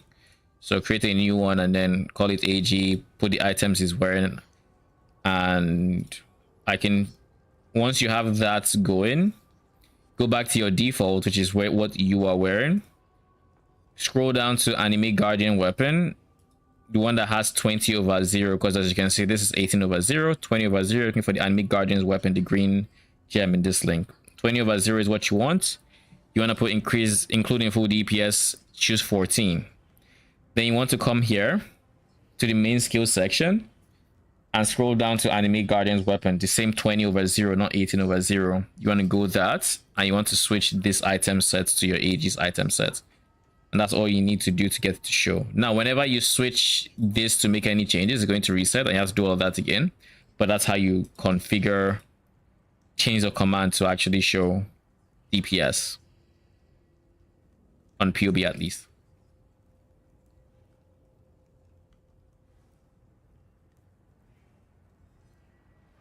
All right, let's put multi-strike in here. What is multi-strike replacing?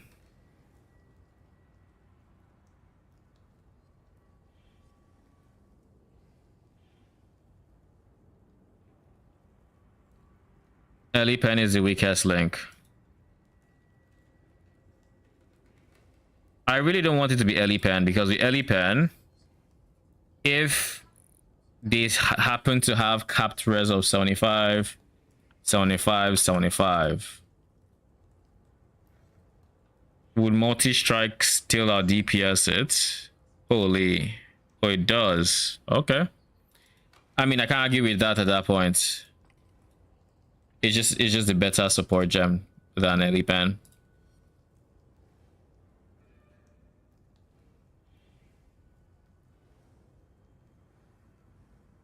All right, so we're looking at 46 mil on the medium budget. We have 2 points we would like to spend, and we still have to figure out this. Oh, Jesus Christ, man. 2 points can go there pretty easily. No big deal. Block chance is good. We just need to figure out the last bit of reservation. So back to this problem at hand. We cannot do this with precision. I guess what we could do in theory is this.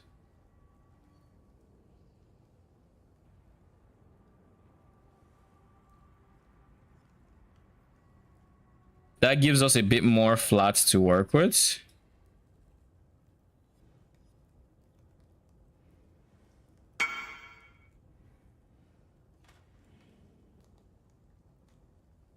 You send the POB. All right, give me a second. When I figure out this situation, we can take a look.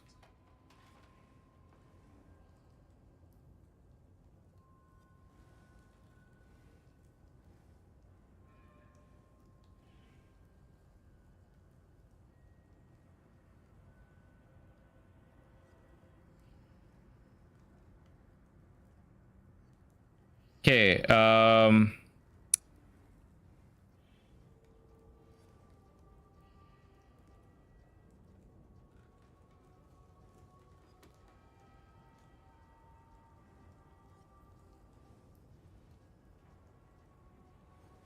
what if we try this? Remove generosity. Remove flesh and stone. Put temper shield.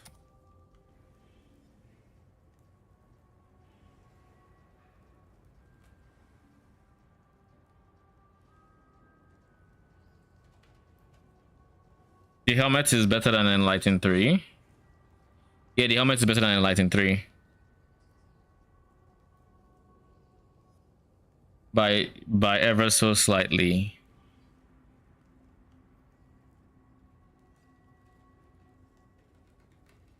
Now what if we did this?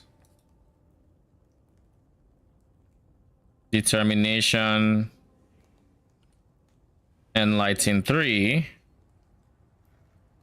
And then Tempest Shield was in the boots. Alongside these guys without an Enlighten. Still in a worse off spot. I can't put Guts going 15 minutes.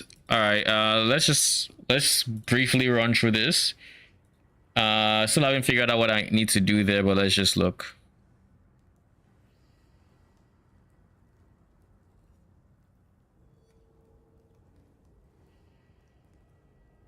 This is basically how you would config this to see your DPS. Yeah, you have this. Looks like it's set up pretty well. It looks like it's set up pretty well. You have no config. I assume for config, well, this is Sandstance. Well, you should learn how to config, but the person who's, I assume you're following a guide. The guide should have configs you probably try to hit, and then you just go through his config, compare it to yours, see if you have the items that give that thing, and then go from there. For example, do you have endurance charges? Do you have a source of endurance charges? I am not seeing a source of endurance charges just looking in, but I assume like a mercenary might be given endurance charges or something else. I'm not entirely sure.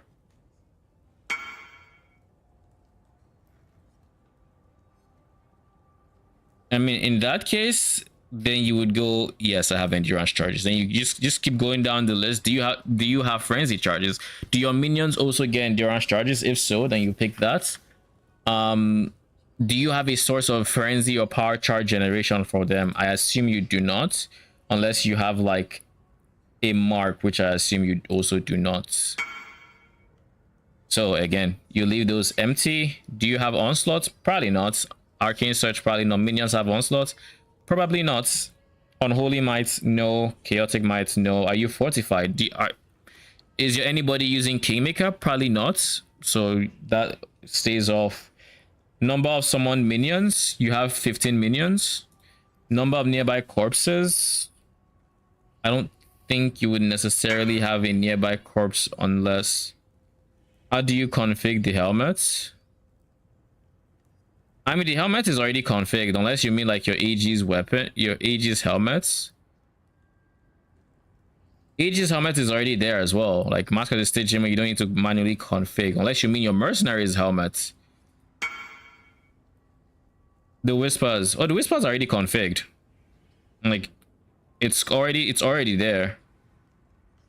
Like, if you go into Animate Guardian Weapon, you'd see that they have a total net recovery of minus 900 degen. This degen is coming from the helmet's chaos degen, or whatever it's called.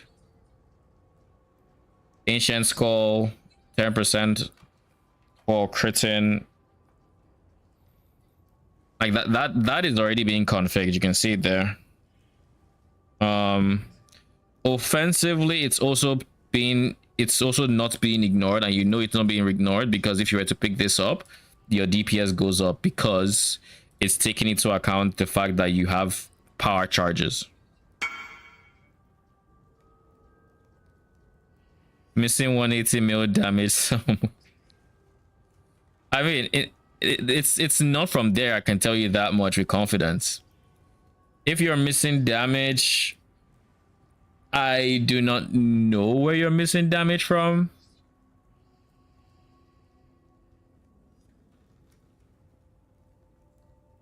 Off the top of my head, you are using an adorned and only using 3 adorned jewels, which is not great. In 96, adorned is insane, by the way, but you only have 3 jewels to take advantage of your adorned. Like, why is this guy rare? This guy should 100% be magic.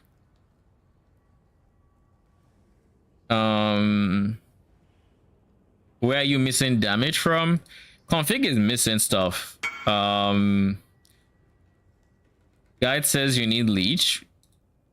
Okay, well, can't you just get leech on one instead of attack cast speed on one of them? You can do that.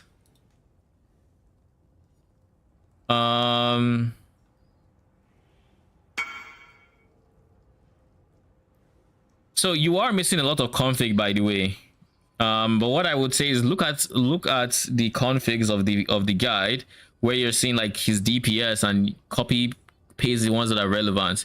For example, I can easily see you have Legacy of Fury, so again you have Scorch. That would be in the config, but that would also be in the guide maker's config. So copy from there, paste in the custom modifiers.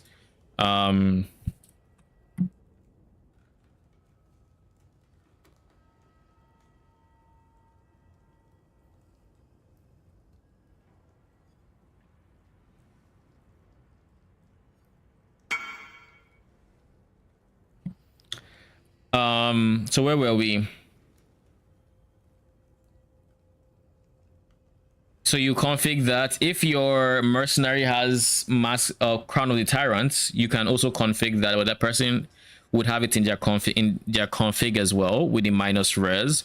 These are all things that would of course affect DPS. You have minus 200 lightning res. I mean, lightning res caps are minus 200, so it doesn't go below that.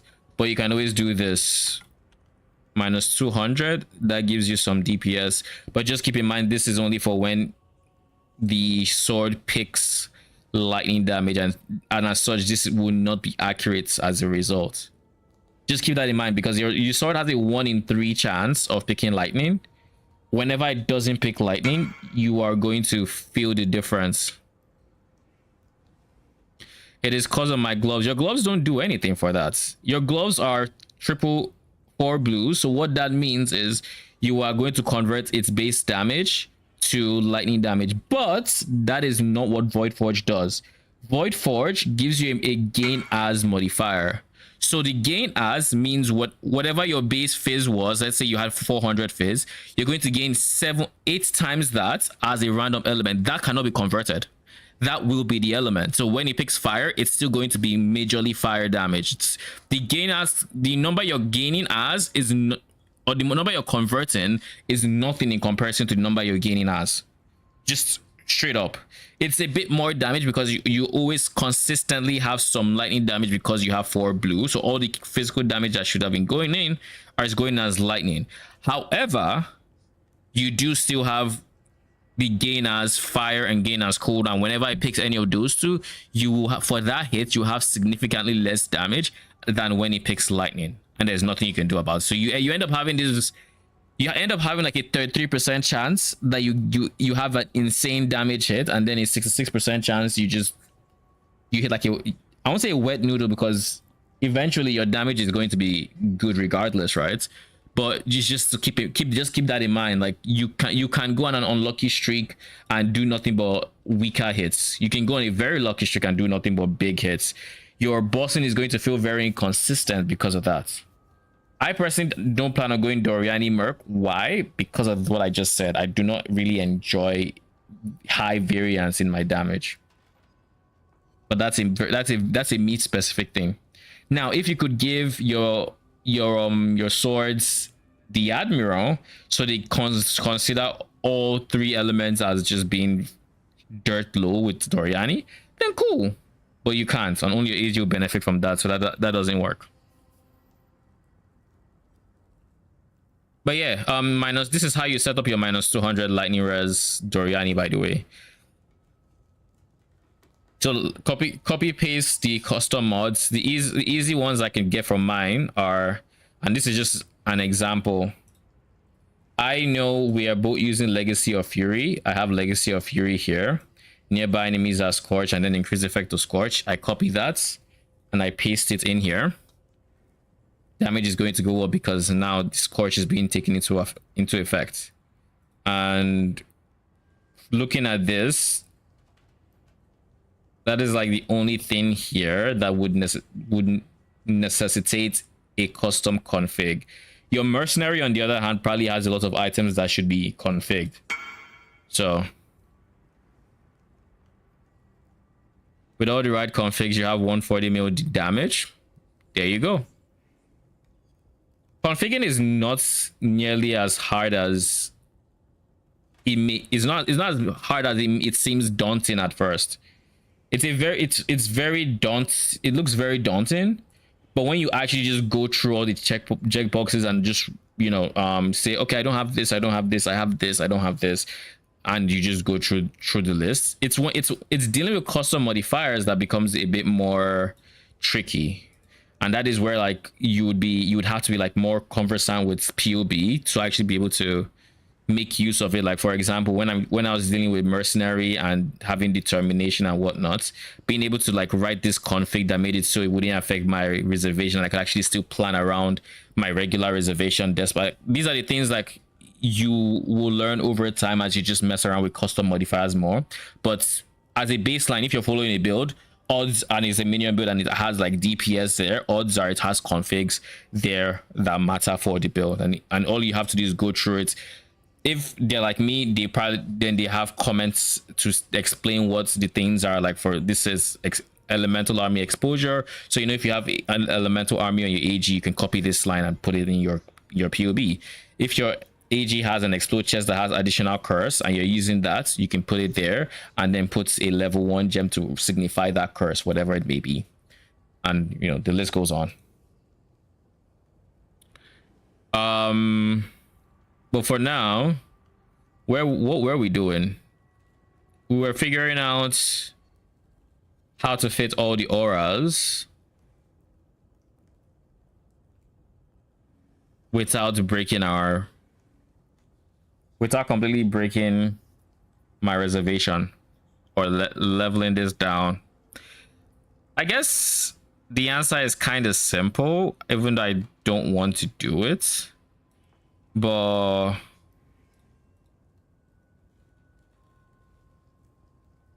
it's put this in the helmets. But there's 4 things in the helmets. In here we have precision, purity of fire. We either go enlighten or reduce a level, and odds are going to go enlighten. So let's just do that. We'll go enlighten. That puts us at minus 31. And all we have to do is down level this until it is no longer negative. So level 14. Does that hit our accuracy? Yes, it does. How do we fix this? I don't know. We already have the flat accuracy, right? Offering. We'd have to do that. With that mod, we are able to get it. But I also do not want to get rid of. We have to. Okay. I would have, oh, we do have this.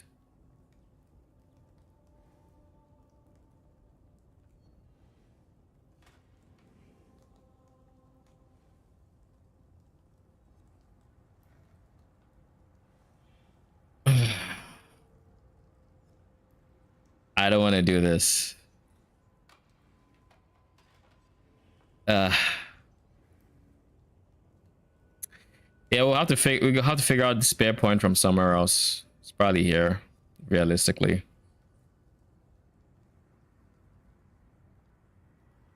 Something like this. Something like this is fine. So what are we running? We're running purity of fire, we're running purity of lightning, running purity of elements, running determination, running tempest shield.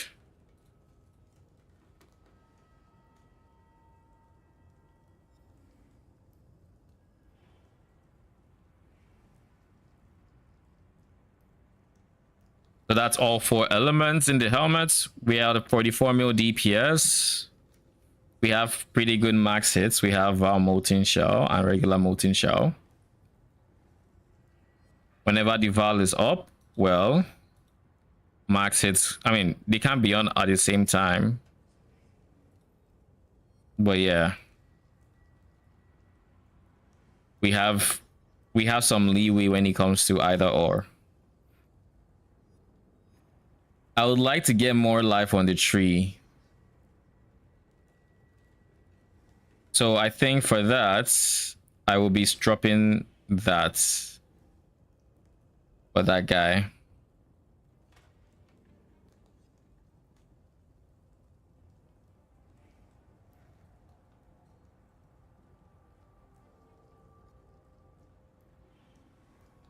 I like Divine Shield because it just makes sure our armor just our Eldritch Battery just realistically just never empties out, because we typically take a lot of physical damage in this game.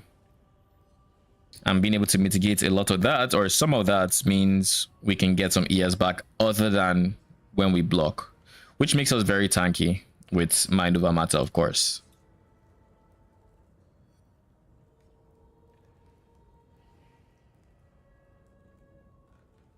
All right. I think this is fine.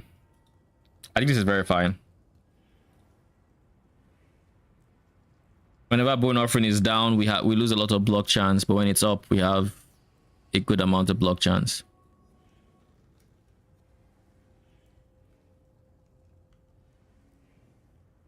All right, now we've figured out the reservation situation.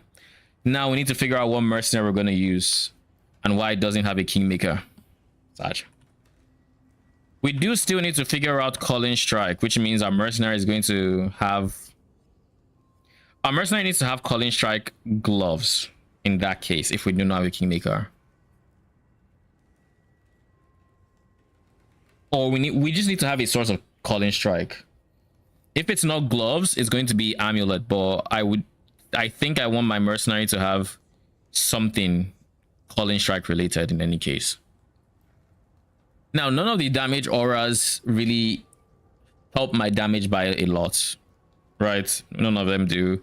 And because of the nature of how we're building this build, we can't really rely on war cries, because we are trying to basically resummon all 14 swords within 5 seconds. We're trying to pump out as many swords as possible. So how can we take advantage of this? The mercenary needs to have int. There's a few options. Option 1, kineticist. Kineticist has elemental weakness, so that's a much better elemental weakness than my AG can provide. Kinetic bolt, which of course hits a lot of people, so just in general clear, we're going to have a lot of elemental weakness. Can still apply temporal chains, because if I choose to give her Asenath for even more explode, then, which I would like to do in theory, then we have that going for us. Now, what does kinesis provide? The biggest one of all is haste. We get haste aura. Haste aura is really nice offensively. Other options include any of the triple hands, the storm hand, frost hand, flame hand. They give anger, purity of fire, purity of eyes, hatred, I think. I'm not entirely sure about the hatred, but it has discipline. So I think it's discipline and discipline, purity of eyes, and then storm hand is wrath and something else. I don't remember what it is. I'm not a big fan of these three, so we're just going to, if we get a purity, that's kind of nice, but I don't want to rely on a mercenary who's not necessarily always going to be within aura range for a resistance of mine. I wouldn't want to deal with that. Like, as much as I don't want to have like all 3 purities on myself, I would rather have that than have a purity coming from a less than reliable source. So if we were to just remove those guys, what do we have left in the int department? This is where we open POEDB's page and we just go through what we have available to us. So we have Wrath coming from here. Not bad. Sigil of Power doesn't do anything for us because it buffs. Oh no, it can, because it's added lightning damage per stage, but they don't spend mana, so it doesn't matter, I guess. So not great. Then Frost Hand has discipline, purity of eyes. Discipline might be nice, whatever, who cares. Then we have you, anger, purity of fire. Anger is not bad because it's flat damage, but it's not flat. It's so long as it's not flat fizz, it's not that insane for us. I'm just now realizing there's no infamous flame hand variant. That's kind of weird. I don't know why there wouldn't be, but that's interesting. Anyways, then we have the reanimator. No reason to ever pick this mercenary. We have the cruel mistress. We don't need envy, we don't need zealotry, so that's a big no for cruel mistress. Then comes the dex int people. The reason we can't really use dex int is we'd be gutting ourselves in the form of Crown of the Tyrants. I do believe Crown of the Tyrants requires strength.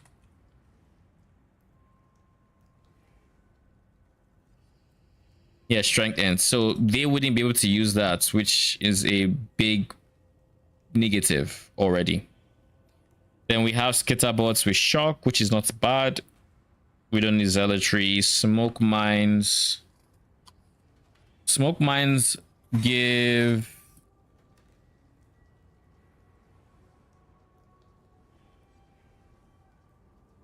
I guess, I don't know if it grants allies movement speed, but I guess it blinds them, which is not bad. We have Grace from Ambusher. Not a bad aura to have. Makes us a lot more resilient, which I can very much appreciate. Same with this. That's nice to have. Overall, meh. Then we have you, who can give us explode via abyssal cry and Aldihi weapon, which is not bad. Grace as well. Malevolence, who cares? Actually, Malevolence wouldn't be bad because skill effect duration, but who cares?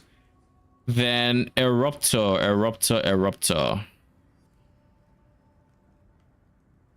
We can't use pure strength, so we just have to skip there. Sanguine Mancer. Wands and rune daggers. Wands and rune daggers are not great. Not great at all. None of your auras are good except Val Vitality, so not great.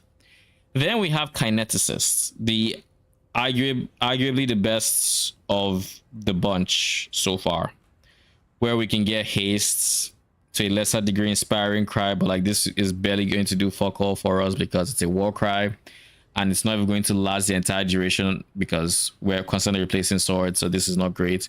But you do come with elemental weakness, which would be good, and it will allow us to get a cheaper Gravebind for our AG. Maybe get Enfeeble for defensive boost, you know, stuff like that. So Kinesis is probably going to be the best bet so far. Smite is honestly not a bad one.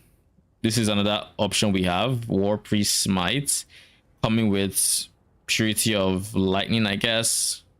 But even more so Consecrated Path, if we can get Consecrated Path. And where is the support gem for Path?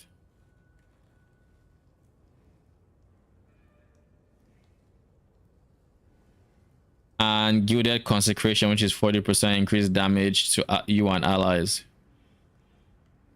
while on the consecrated ground. So like that one, doable actually. Fallen Reverend, Zealotry does nothing. Battle Mage's Cry does something, but very limited uptime. Wrath is fine, but not great, but fine, I guess, if push comes to shove. Then we have Storming Zealots. Storming Zealots has Wave of Conviction. Wave of Conviction is exposure, not bad. We have Wrath, which is again not bad. What's Charge Dash of the Arcane?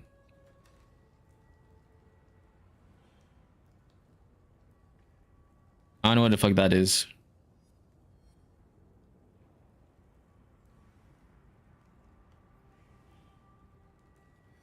All right, who else do we have? Flaming Charlatan, who has Anger. Anger is not bad. If you can get with the one with Scorching Ray as well, that would be very big for fire exposure. So if we can get these two, that's kind of nice. And then Purifying Flame, as I guess this is fine.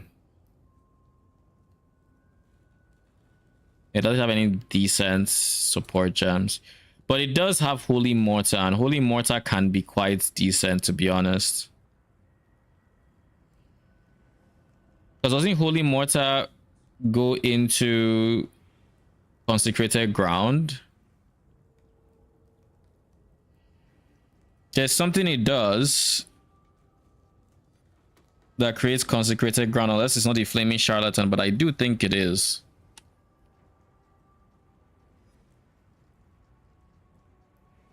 Run out of Stinky Valdo. No new Merc. What do you mean by run out of Valdo? You sold all your Valdos, or you were doing something interesting? Plus 35% chance to block AD while on con ground can be Holy Flame Totem. Holy shit, that is interesting. That is interesting indeed. Okay. Anyways, Flaming Charlatan is not the worst either. And then nothing that has dex can really be used.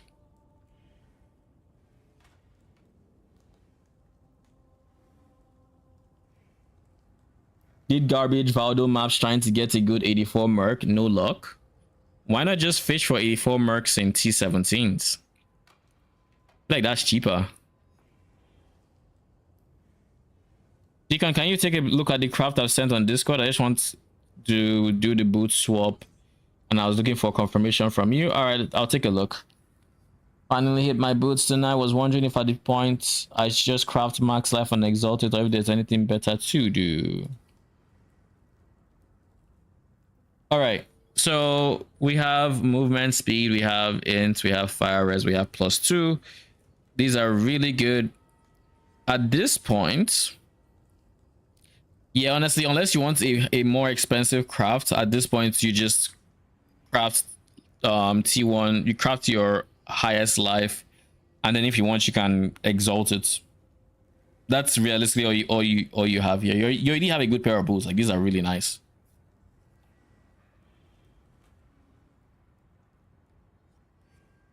Congrats on your new boots. And I would honestly, like, unless you plan on getting lucky, I would craft life before the slam, because in theory you can slam before life and you can hit life, but the problem with that is you can hit a low tier life at that point, and that wouldn't be great. So I would just go for crafted life. I'm inclined to agree. It's just you are, it's deterministically a good item at that point, and if you were to exalt a low tier life, then you know you have to spend at least 2 divines to fix that, which is unideal. Had those in my stash, ran out of T17s. That is fair.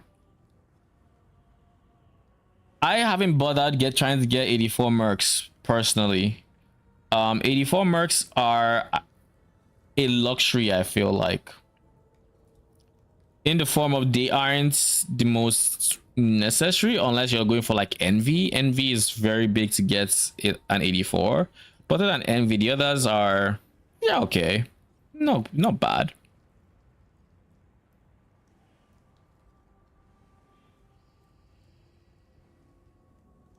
$2D, more like 100C. Fair. There, you mean with the beastcraft, right?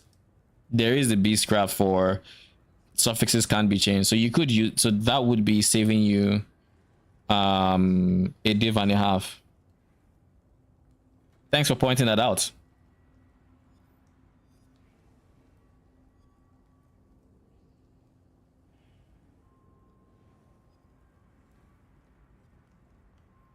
Remember, kids, always camp.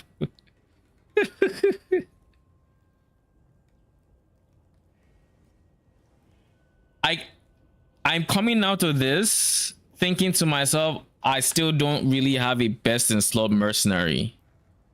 Like, none of the purities really entice me. Haste is probably our best bet in terms of a single damage aura, so a kineticist is just looking like the best, period.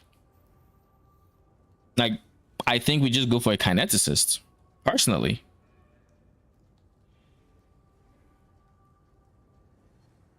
Can't think of a reason to not go for a kineticist versus everything else we've seen. Plus, kineticist can literally use anything, so we can get creative with what items we're giving her. So I think it's a kineticist angle. The reason I've been trying to avoid kineticist, and I'm sure I don't know if you guys noticed, but I've been actively trying to avoid kineticist. The reason is simple. She has KB. Now, there's nothing wrong with KB. But because she uses KB, she has giga range. Because she has giga range, she's not necessarily going to try to stay in the range of my swords. And because she's not in the range of my swords, they are going to have less uptime on the movement speed protection that Garb offers.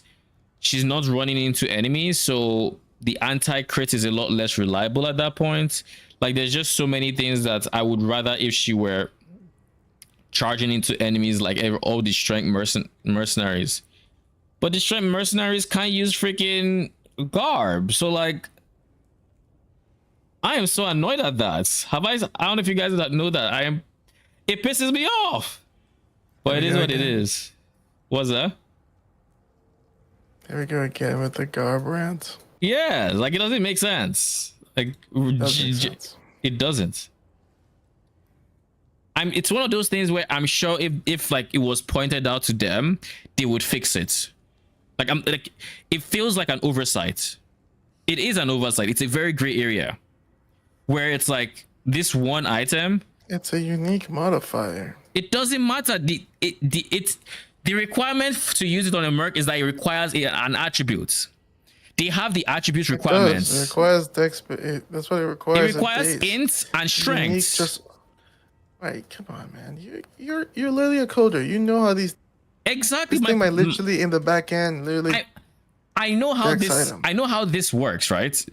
And I know that it's what I'm saying is like this is an edge case where they just don't know.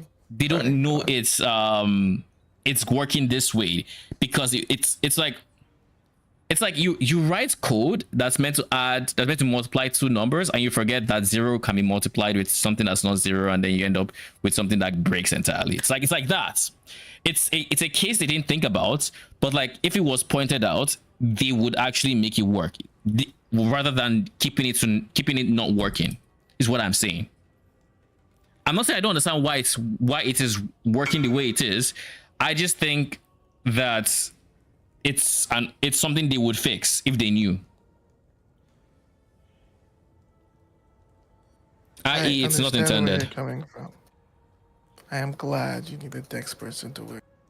What is this? I worked hard to get my kineticist. I just got baited by another ring. Third one. Geodesic ring. That's not the one we want. Yeah, but is this any amount of money? 100C. Yeah, though. It's 100C, but it's just not 40 divines. But it's 100C. Get beaten, I guess. Yes, man, I guess. All right, so I think we've settled on kineticist. It's going to be unideal because of the anti-crit. Her anti-crit is going to be very unreliable. That's just the truth. And none of the mercenaries we just saw who have strength and int have reliable like AIs that get into the enemies. Like unless they have a mobility skill, which wait, does kineticist have a mobility skill? Frost blink. So it might be worth getting frost blink or flame dash over inspiring cry, because that might motivate her into going into the enemies. So maybe that would be best in slots. But you know what the problem with this is?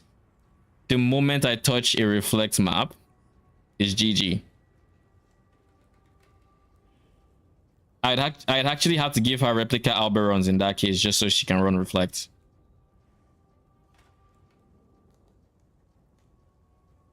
Like unironically, I might have to do that. Because her chest is taken. Her helmet is taken. Gloves are probably taken.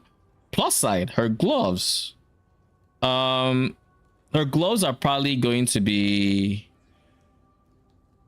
Asenath, and she has really good coverage with that. So at the very least, we should have good explode coming from her as well. She's going to provide elemental weakness and temporal chains. Temporal chains is not giving us any amount of damage unless we ignite. But like with the extra explode, I'll take it. We'll probably want to go for a KB with like either GMP or something that helps it just spread a bit more, so the explode really gets to spread.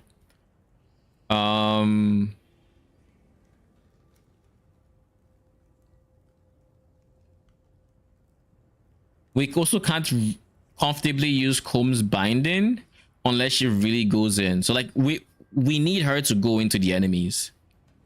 We need that. So I don't think we can rely on the anti-crits coming from the chest. We just have to get anti-crits on our character, which means 3 points here, 4 points here will give us 50%. 50% from the chest itself, that's 100%. I think we might have to just do that.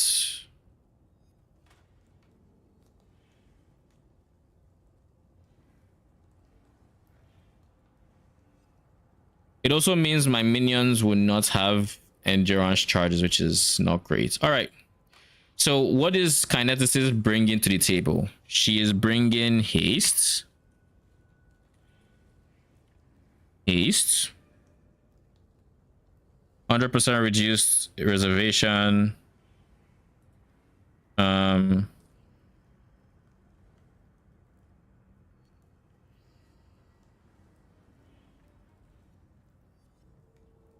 Then Kingmaker, she still can't use a Kingmaker because she has to use a wand. So that is not an option. What can she do? She can't use scepters, right? No, she can't. So she can't even use malevolence. She has to use a wand. What unique wands are there?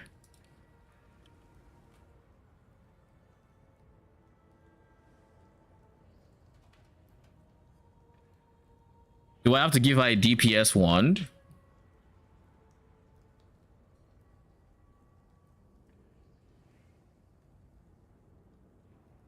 Ash Collar is not a bad idea to cover enemies in Ash on hits. Ash Collar is not a bad idea.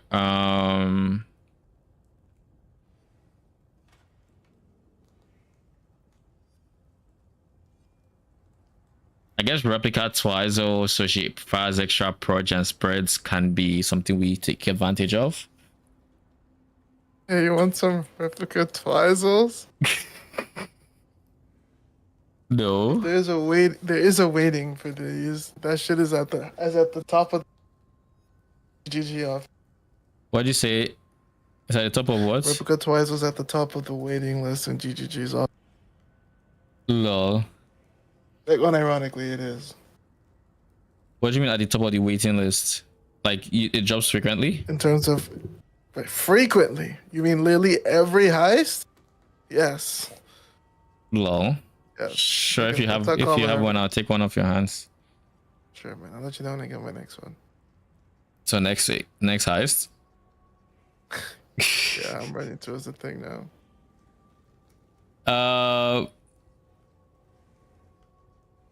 I would use something like obliteration, but like she's not supposed to be getting kills. Piscator's Vigil. No, like none of these are particularly good ones.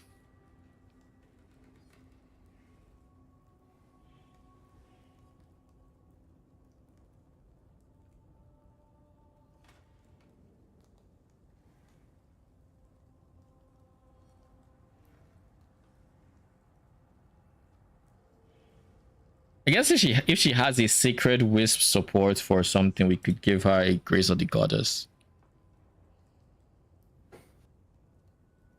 In theory, at least.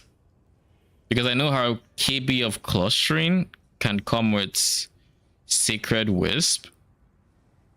Where is it? It can come with wisps. My guy, where are you? Greater Sacred Wisp 3. What happens if you just don't give her a wand? If you don't give her a wand, she's going to cast Elemental Weakness. She probably wouldn't use any of her attacks. Maybe she Frost Blinks a lot, so maybe she actually uses everything else better. Who knows? Odds. You know they Odds. don't cast curses on enemies that are cursed. They don't.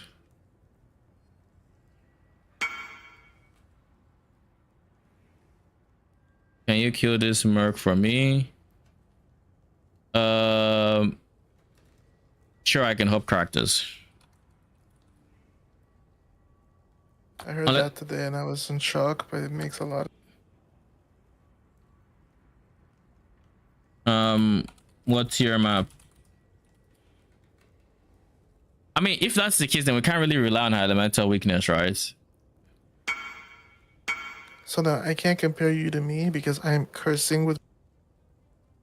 So everything around me is cursed. You're cursing with what? With Bladefall. Hex, like Hex Touch Bladefall. So everything around me in a certain radius, which means I get the first hit before she does every time.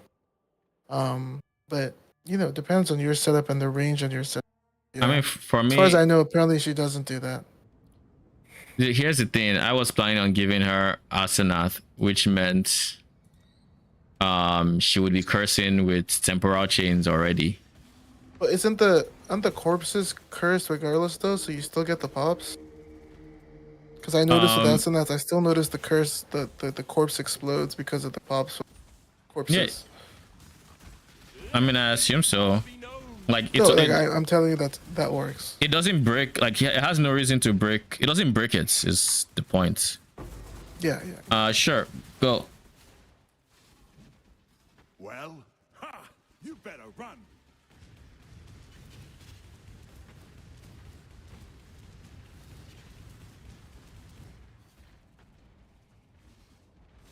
Ready.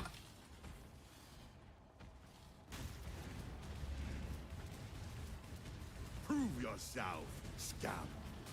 Crack the whip. Ha! So the collar's on me now. Ha!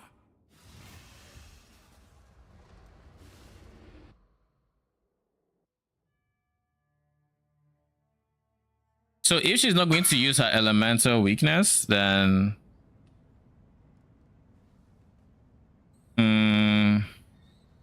which skill?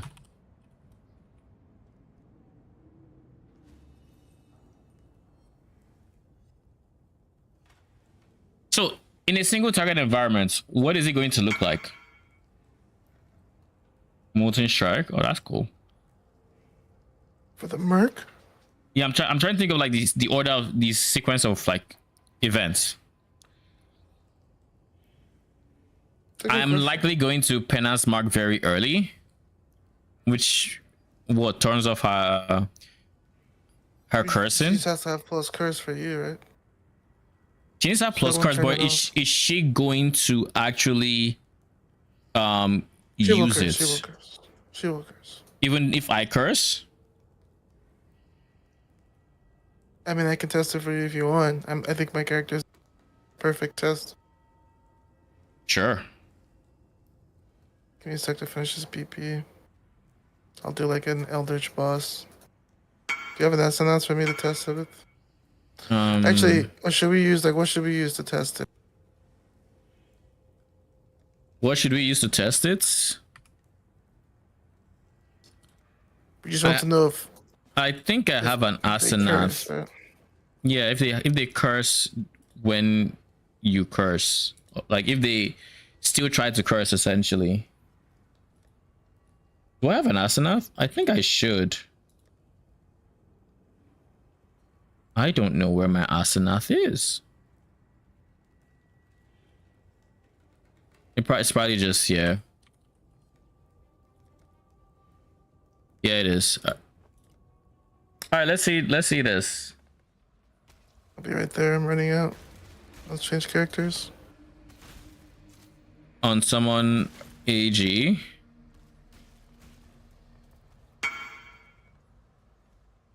All right, let's see Shin single target damage. Absence of patience and wisdom. Is he going to use mines? Oh shit, yeah, it's mine gameplay.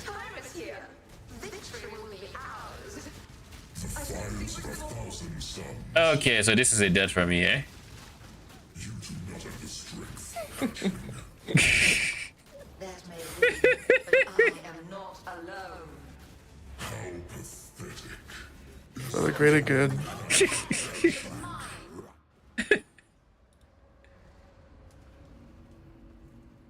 All right, let's go.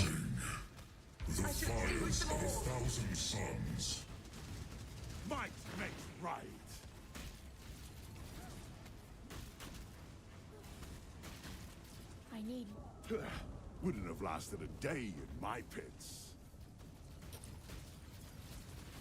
We have prime. We have prime viewing here. These seats don't get better than this. GG. What are those boots? Are those good? It's the adrenaline ones. Oh, that's cool. Oh, that is nice.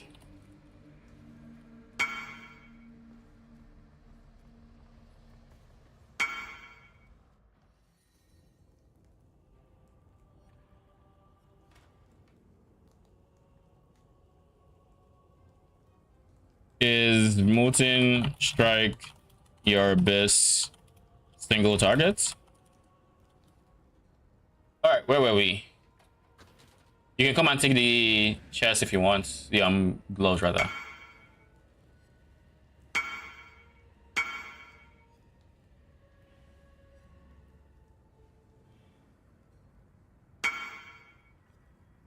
Trade. So this is temp chains, right? Yep. So what I'm looking for is I should see the boss have temp chains.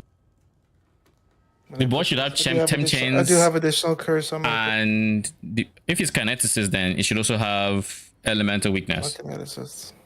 Which one?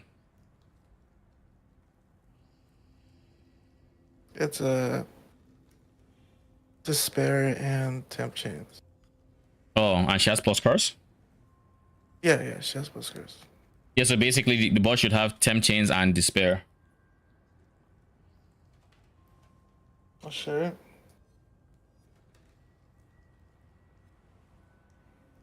All right, let's see. So big boss.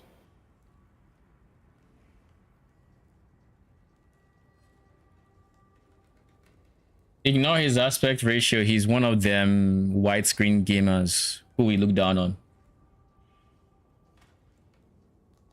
So I curse first, right? My curse don't last that long, but alright. All right, so he has temp chains Despair. being. So she is casting temp chains on him. That Yeah, means- it seems like there's a temp chains that is staying there. Can you turn off your bleed fall? I have to leave and come back. It's my thing is it's my curse application. Yeah, because like, but that's for your soul eating, right? You don't need to have soul eater for this. Well, no, like I don't manually apply. Oh, I think that's fine because she has two. She's going to hit. You can And when- see her both casting and then also cursing sometimes. It's almost like she's doing both. And what I'm saying is like, if you turn off your own curses, Am I lost?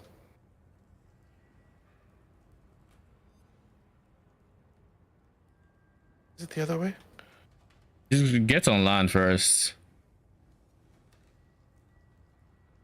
It's going left.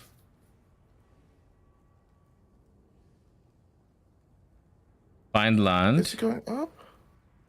It's going It's up. yeah, that's where it is. It's on your map. Holy. Alright. So you want me to? Do you want me to leave to log out and take off my bleed? Just on socket it now.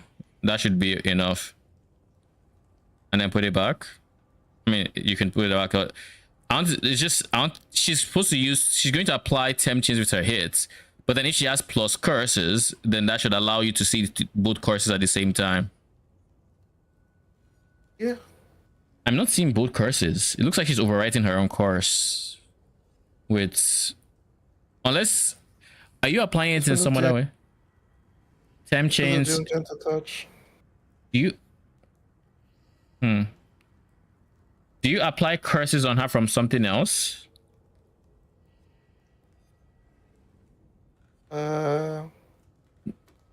Temp chains, restoration, blade fall. I guess my lightning orb. I wasn't actually lightning orbing on in there.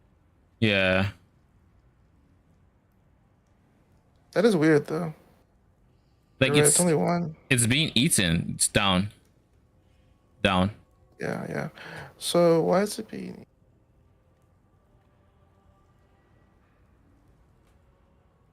I'm not sure why.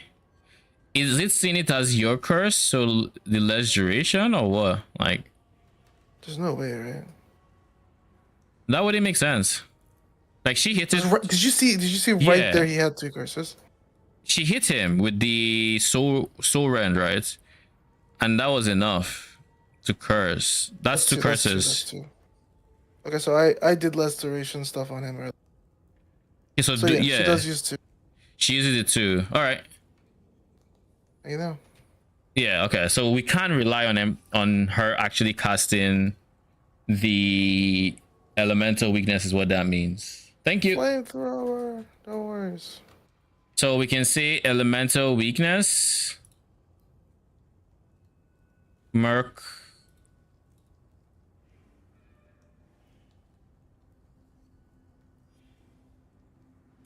All right. So that means we can give haste. Remove. Because you're not getting any of that. Haste, level 26.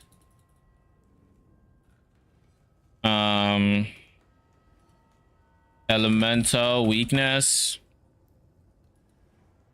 Level 20. Might be higher than level 20, but we're going off for level 20. Temp chains on hits for now, because this is going to be the plan. Subject to change. Level 1, no quality. This doesn't affect DPS in any way, it's just something we have. And then enemies are blinded as well. Getting you back so I can swap. Okay. Thank you.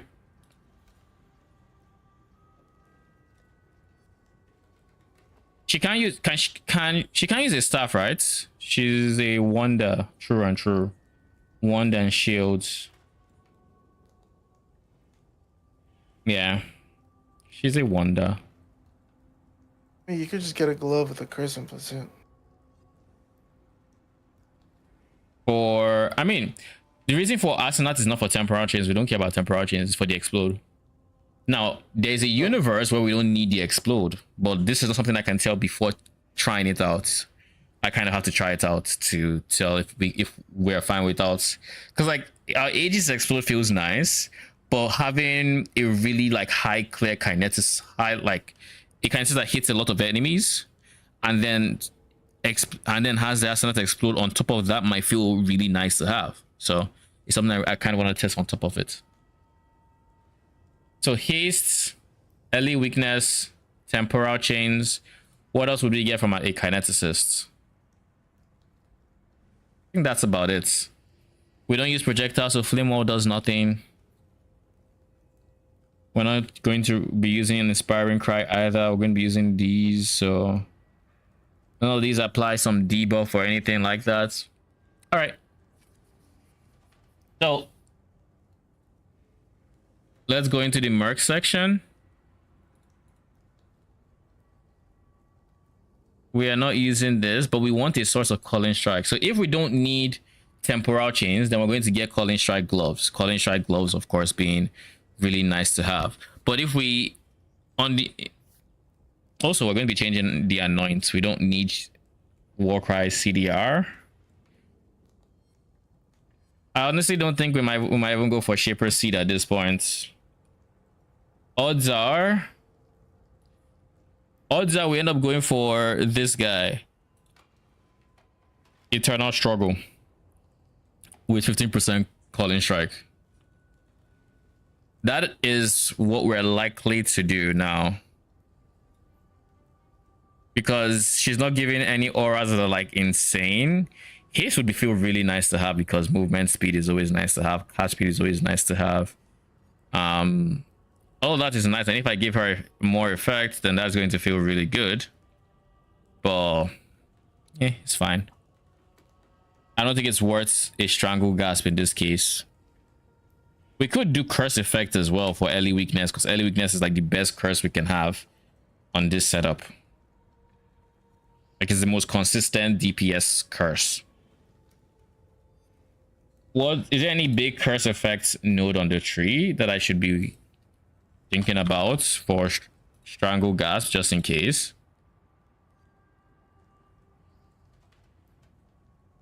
Refresh duration of ailment on enemies you curse. No. Reduce life regen enemies you curse. Don't really care about that. Level of curse skills doesn't matter. 10% increase the effect of your curses is nice, but nothing crazy. Whispers of Doom is of course nice. Yeah, there's literally nothing. Everything else is non-curse auras, so yeah. Yeah, so there's just nothing for curses. All right, so that means Eternal Struggle it is. And we're going to go Eternal Struggle.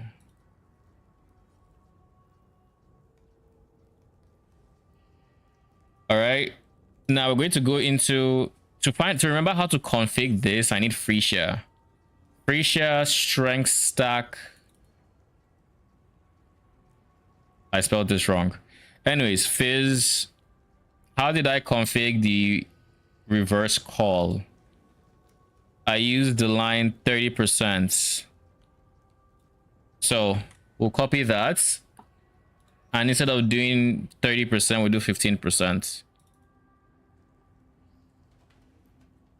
Elemental chains of command.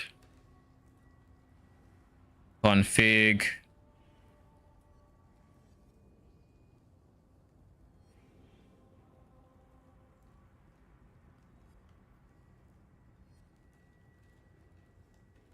That's how much it would be for a 30% call. Alas, it's not that great. 15. Say 15% call with Eternal Struggle. And we can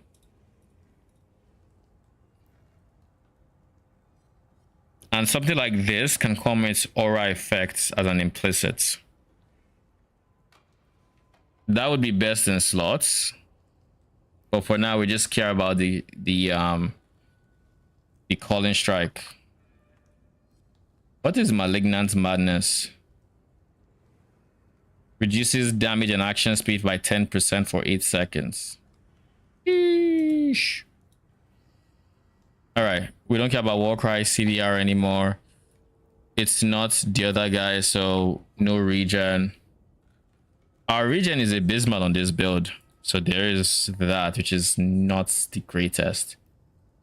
Which means we 100% need a life flask over that. So it does mean Rumi's concoction has to replace that, and it also means the basalt flask needs increased armor. But yeah, we do need a life flask to go alongside this build, just in case we run into bleeds, corrupted bloods, all of that before mage blood variant. Because the mage blood variant, I had an idea if I was going to make a mage blood variant of this build, and I decided to do that. So I have a brief idea of how I'm going to gain damage by getting mage blood, but it's something I'm going to have to like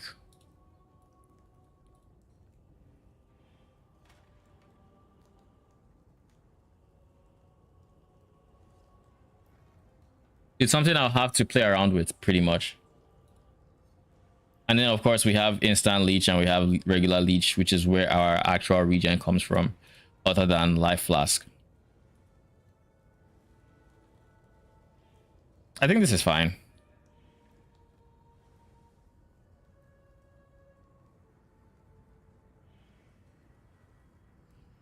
It's still 53 mil DPS. We have a bone ring with not that great at minion damage. Also pricing with Purity of Elements is cheap. We have boots with bone offering effects. Triad's Grip with 3 blue, 1 red. We can honestly even switch it with our...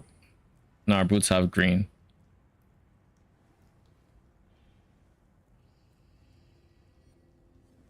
Then what takes this last spot? We have a shield charge. Do we still not have Flame Dash? Okay, then I know exactly what we're gonna do here. Flame Dash.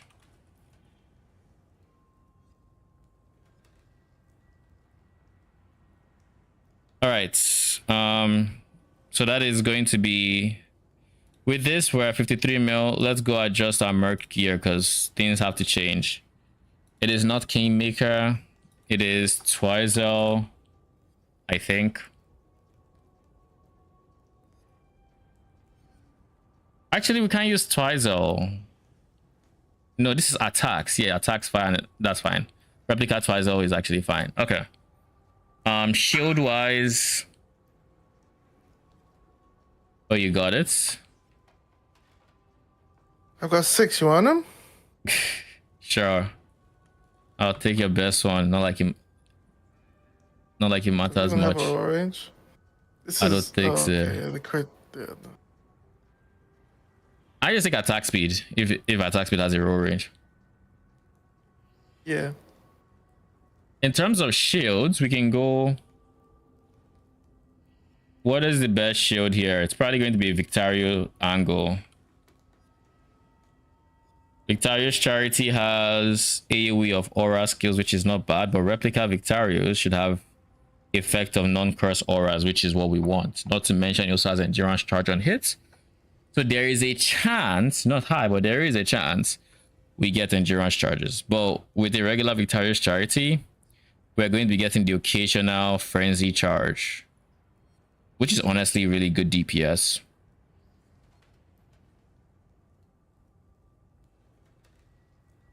So that means we'll just put 1 frenzy charge for the occasional frenzy charge we get from regular Victarios. Gloves. We need plus curses. So we need Wind Scream with maximum early res, potentially corrupted with more early res.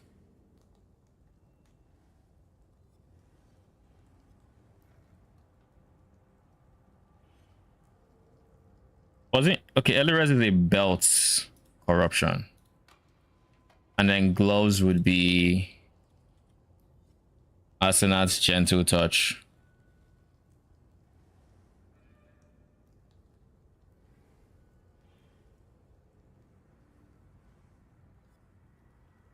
Now, I'm not entirely sure.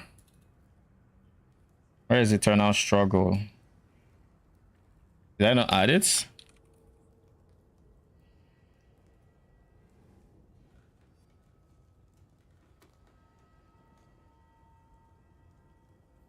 Anoint with influence.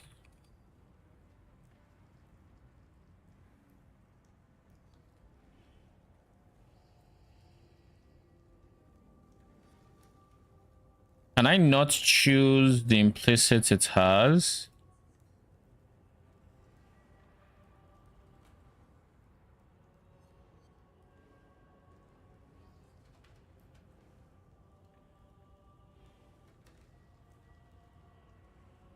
It seems I can't, which is unfortunate. You can't roll it, but you can buy ones. No, I mean, like on PUB, I can't even say use this influence. Like I can't say. It's only showing delve Probably the link implicit. you want to have Sure. to copy. I'd want no. I think I want the aura effects. Dot multi and increase effect of non-damaging ailments, with Exarch being grand. I mean, I have this one. This is the one I dropped naturally from doing the fights. Oh, is it? Yeah, and it's exceptional Exarch. So I have one that applies the call. I think if I wanted to min max, I'd go for I think Exarch is the guy that has effects, right? I do not remember. I don't actually remember. That one might be pricey. It will be pricey. to 100% be pricey. But yeah, I think like best in slots. That's what we want. I think for Eternal Struggle, I'm going to add a note. Did I I'll give you not? this Exile for head off for a bit. What'd you say? Go watch to be. I'll give you the Twizel before I go AFK. Okay. Or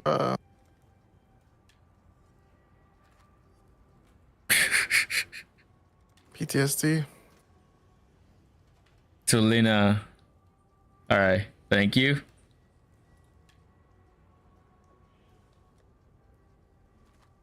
All right. I've tried to add this twice, and both times I ended up not adding it. So I'm going to add it now. We're going to edit this and say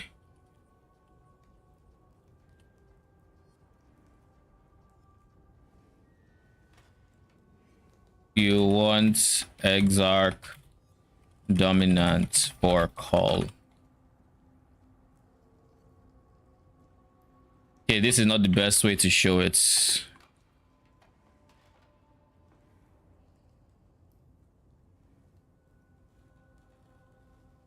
Let's add one more space.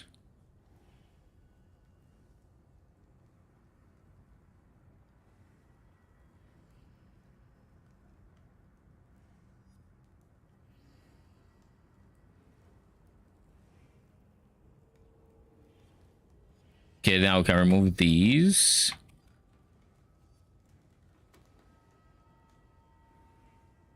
All right, that works. Okay. Including full DPS 14. Animate weapon AG. So that's Eternal Struggle, Crown of the Tyrant, Combs Binding.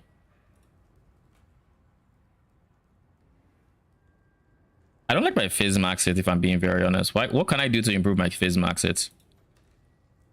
Of course, if my flasks are up, it goes higher. My Molten Shell has it at 14k without any defensives whatsoever. With Val Molten Shell, we're looking at... Oh.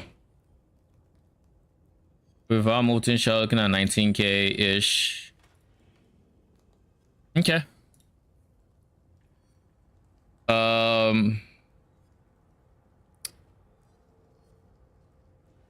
Easy sources of extra PDR would be coming from like an extra endurance charge, or from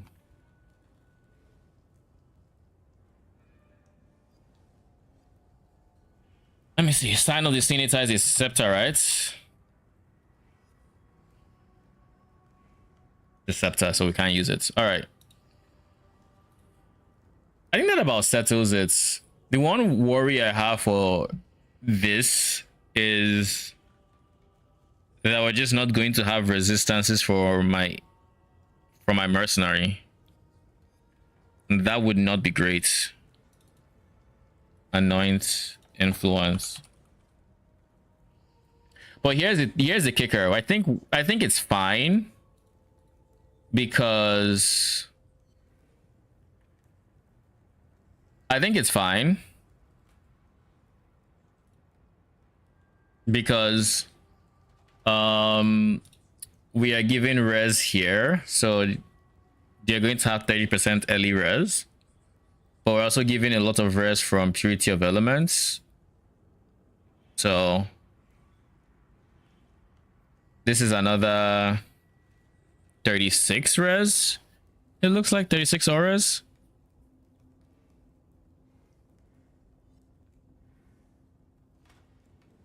Yeah, that's it, 36 auras.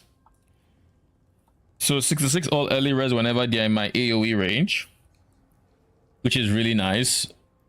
But chaos res, do we have anything here giving them chaos res? Also, all the items need to be switched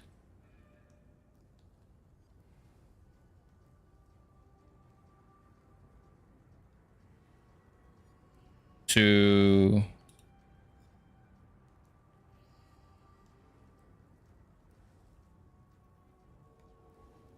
We don't have haste aura effect. Oh, that is something.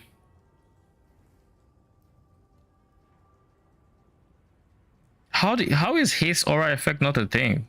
Is it because it gives movement speed? Is that it? That is not great. I guess we go corrupted early res. That is not great.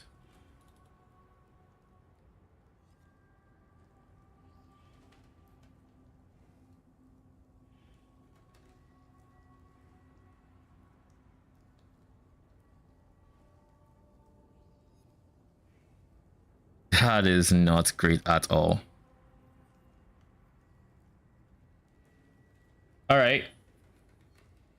In this case, we just go for some more early res if we have to get corrupted.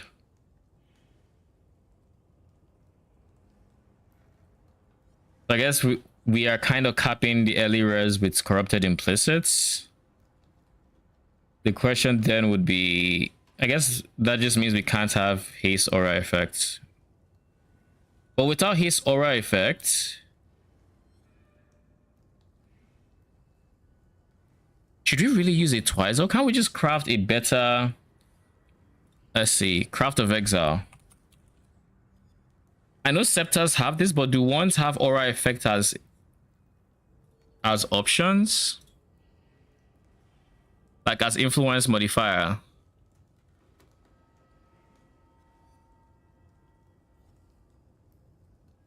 Wrath, zealotry, malevolence, anger. Auras from your skills grant increased damage to you and allies, hatred. Nothing boosting haste. PoE wiki. If I go into Wrath, am I going to see all the sources of Wrath aura effects?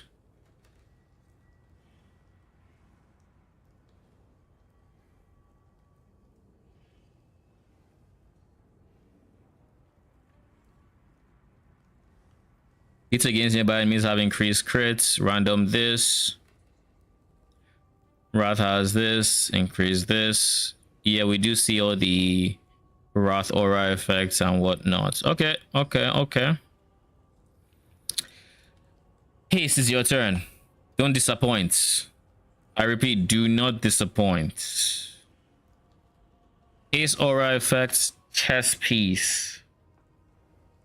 We can't spare the chess piece on my mercenary.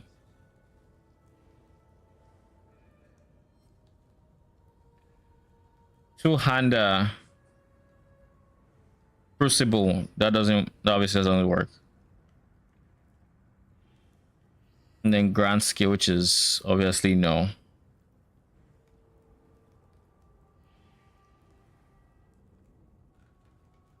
All right.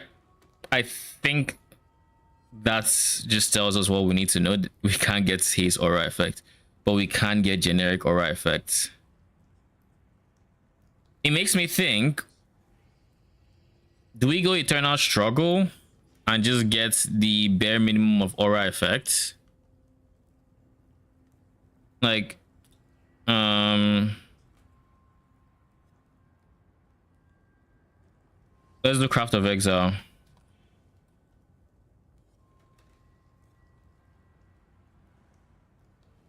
Body armor, strength, Eldritch implicits. Exarch is aura effect, so we can potentially get 16, 18.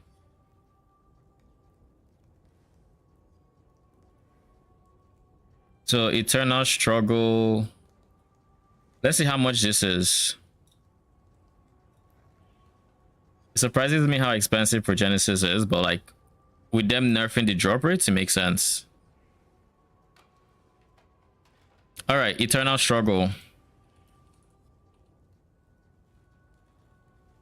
Non-curse aura implicits.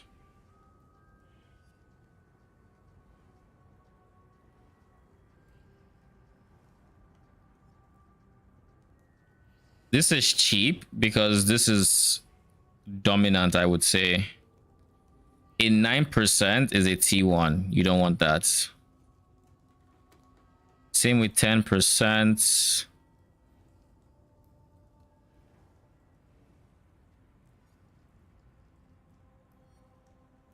So you can't even see the tiers here to see if one is dominant over the other. So you kind of just have to hope that the 12% you're seeing, which is like this, is not the inferior one, which it likely is. So realistically, you would need like a 12, like realistically, if you want it to be dominant, you need like a 16%, 18%. So how much is a 15% plus?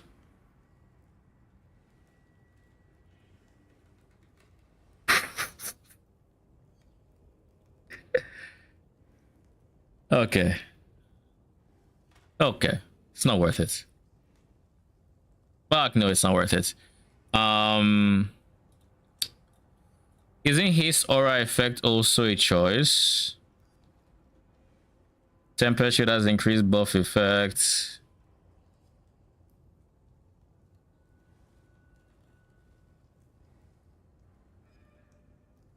Haste is an Eta world's implicit. And you don't want Eta to be dominant here. So you'd be looking for a bottom row haste aura effect.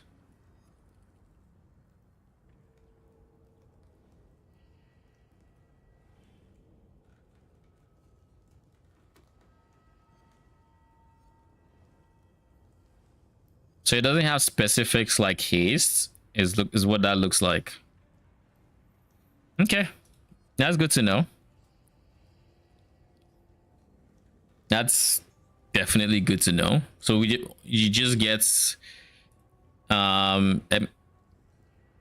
you also get a dominant exarch, and that's it.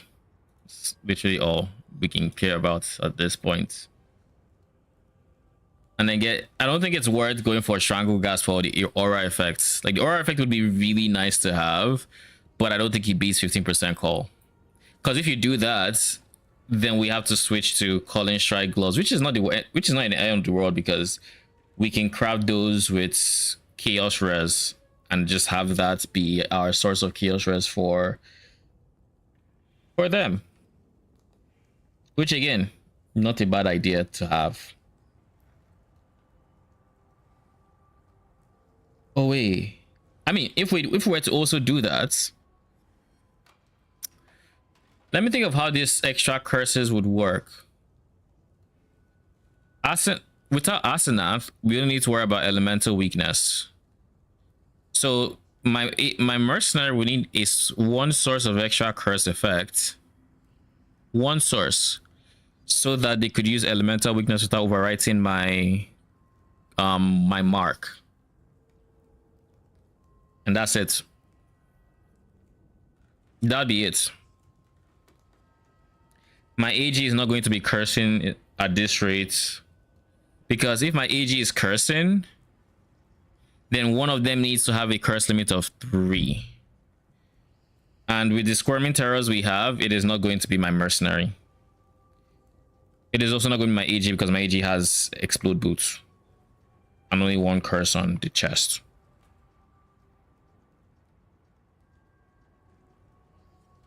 So I'm not about to anoint Whispers of Doom unless, you know, the other amulets.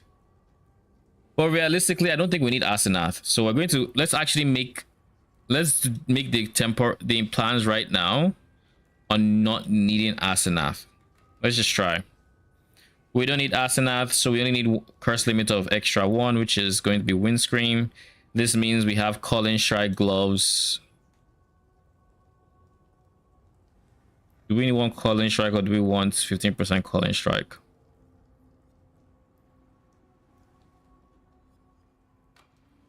How about this? This is how we figure out which is better.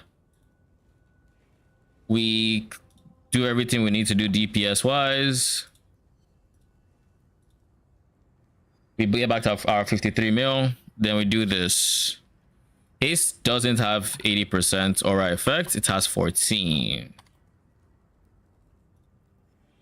Now, is it better to have this 14, or do we take this to 36?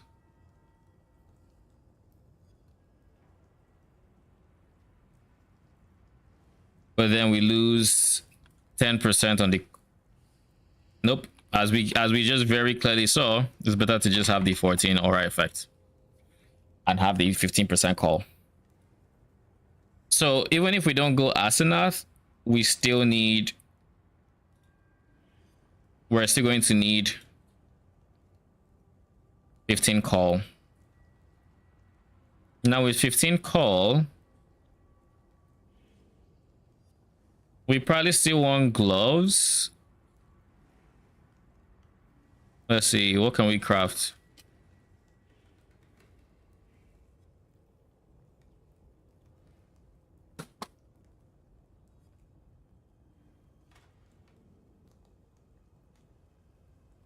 Give me a second.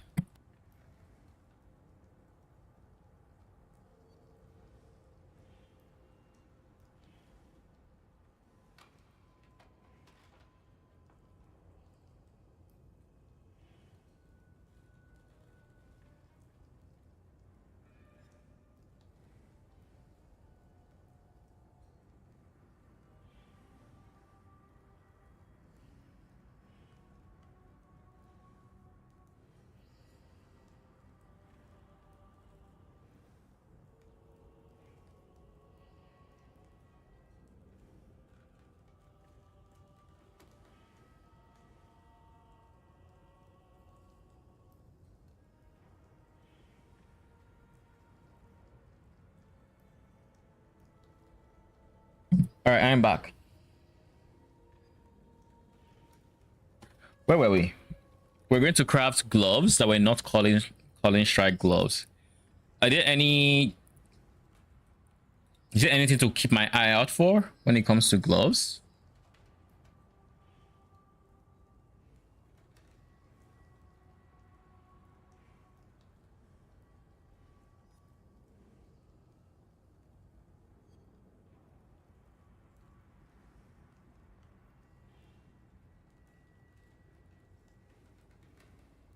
None of these matter.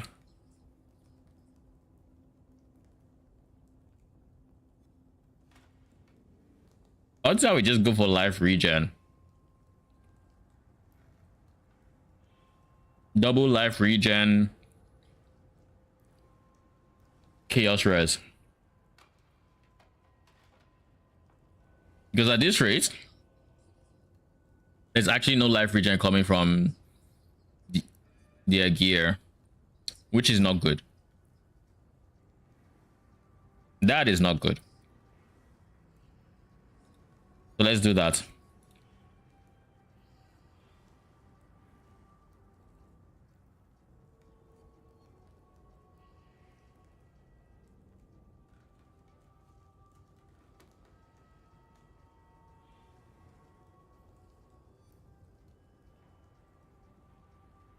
Where's percent increase life regeneration rate? There. We probably want pure strength in that case.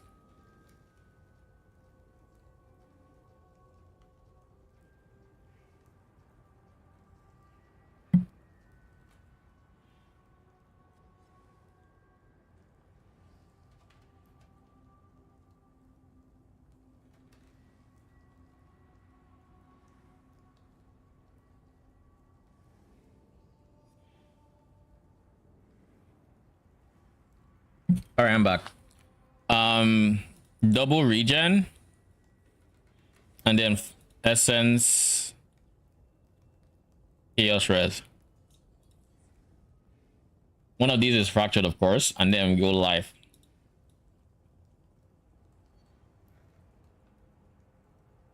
You're gonna be sharing exact Eta worlds and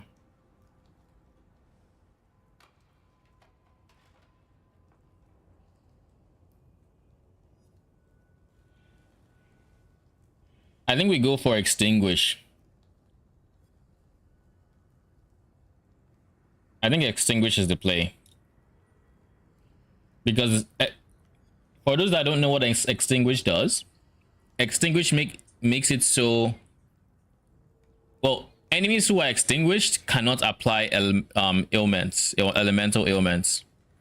I don't think it affects all ailments, but elemental ailments, which means they can't shock and whatnot, which is not enough for us to rely on it, you know, but it is enough that it would help our minions a fair bit.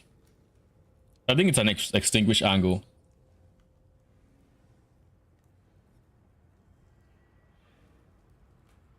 And therefore, Eta.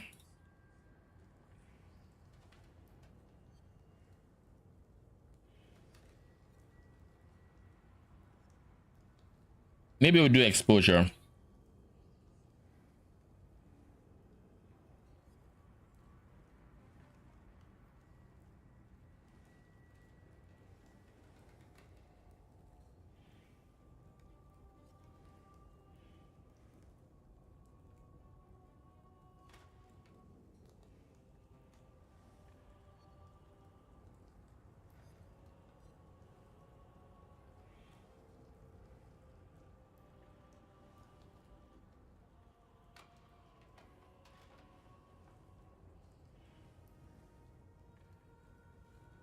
Maybe Pierce. Pierce is also another choice we can have, depending on what skills we give her. But odds are we want to aim for just a little bit of extra exposure coming from somewhere.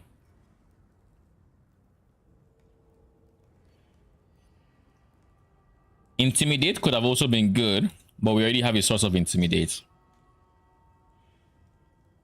I think we just pick an element. I don't think it matters which elements. You know, we apply slightly higher exposure. And that's it.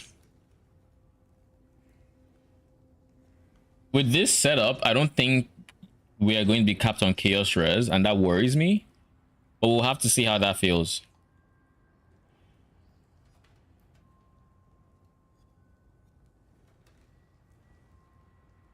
Not to mention a very, very serious lack of regen. So Combs Binding,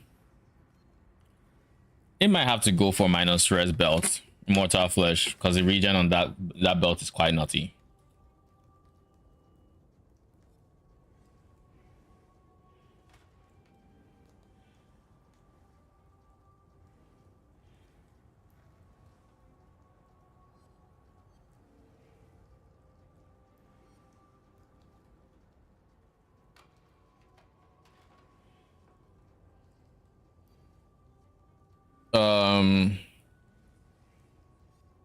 Eternal Struggle, Crown of the Tyrant, Combs Binding.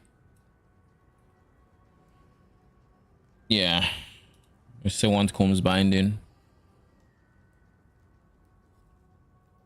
Then we have Elemental Army. Because our age is going to hit for all three different elements, we can reliably expose for all three. Hence why we have all early res. Even this isn't necessary because at this point, AG has an extra curse limit that he's just not using.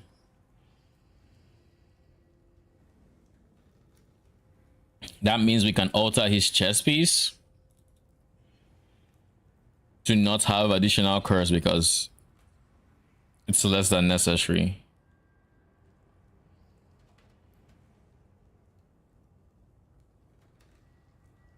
With a curse limit of 2, let me do the mental math real quick. I have a curse.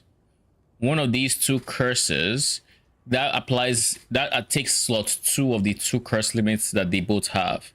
If any of them is to curse again, they are going to override the other person's curse. So one of them will have to have slot 3 so they can slot it into the 3rd slot, or slot their curse in there if we want to all coexist with our curses effectively. That is what is going to happen. So, with that in mind, we obviously cannot give AG more curses. We can't do it. We have 1 curse limit on the chest. That's it. So that means that we would have your merc that will have 3. Only way to give our merc 3 is to use a ring. Give me a second.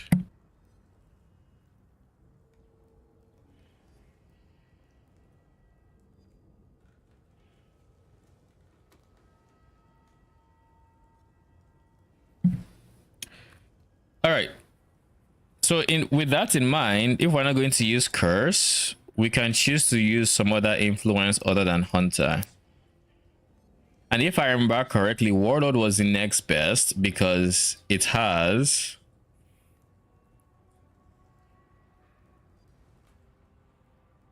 recover life on kill, increase life recovery rate if you haven't killed recently.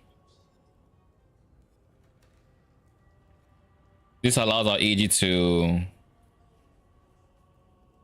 recover a lot while mapping, and when it is, well, it's just going to be recovering life because it's going to be killing, because we have so much to kill in the form of worms, in the form of penance mark. There's always something to kill, so it's just going to be recovering life on kill.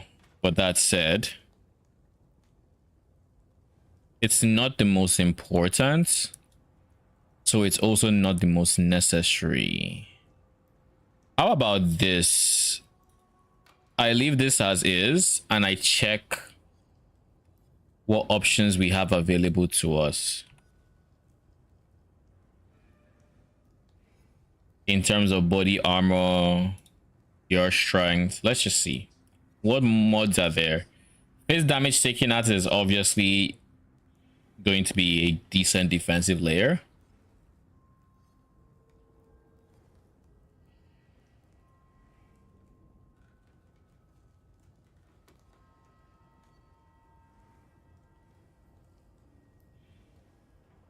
Recover life on kill.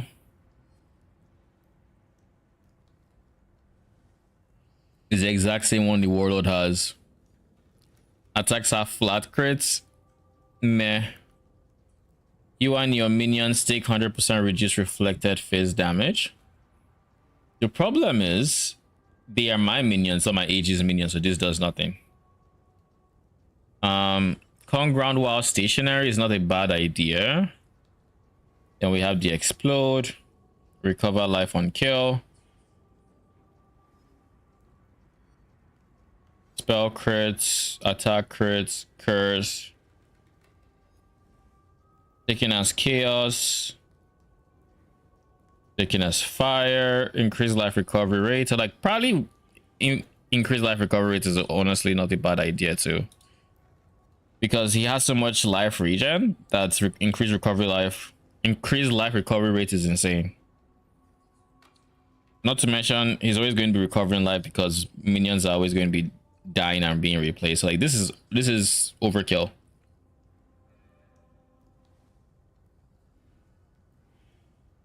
We can get easy blinds.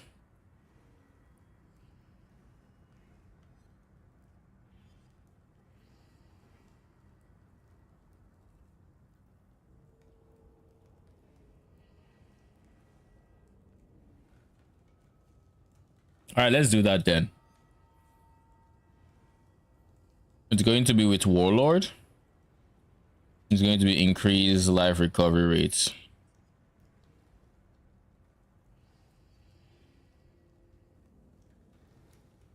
The problem is we then lose PDR because there's no deterministic way to get PDR, seeing as this is a suffix and this is a prefix. So the question is, do we care enough about PDR? I think the simple answer is, if we want to be as defensive as possible, what we go for is face damage taken as fire. We go for a high one. What does this look like when it's elevated? 18% and fire damage taken recouped. Sure.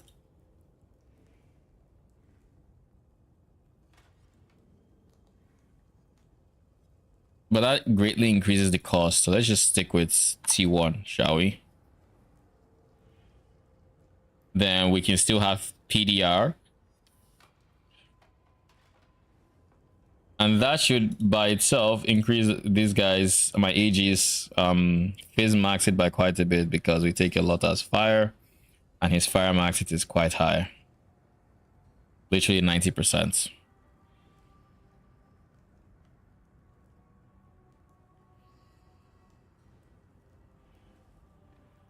Phase max hit is not the greatest, but that's because we also do not have this wheel. With this wheel, that goes up a lot, but we can't afford to have the wheel.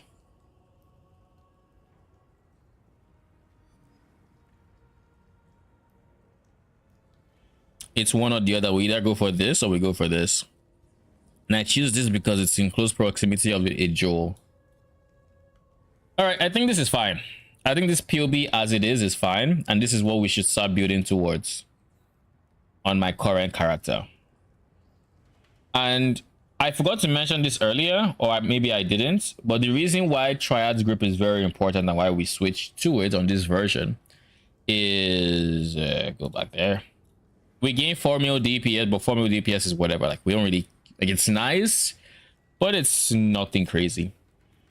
The reason we just want to have Triad's grip is our AG is going to be using a Void Forge, and Void Forge has the line deal no elemental damage, deal no non-elemental damage.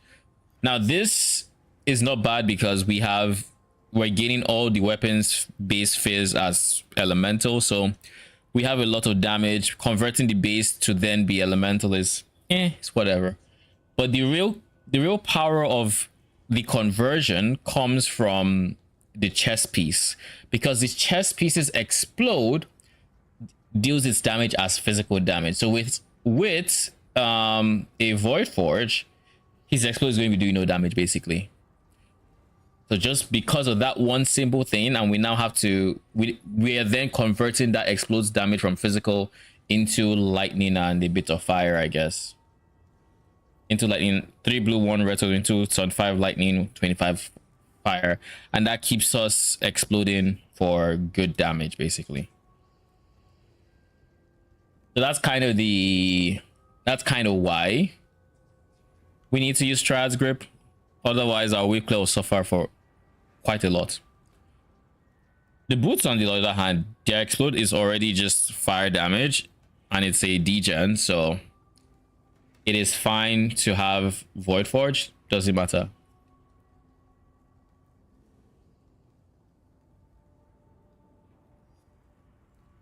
Okay, with that out of the way, I think we can start building towards this.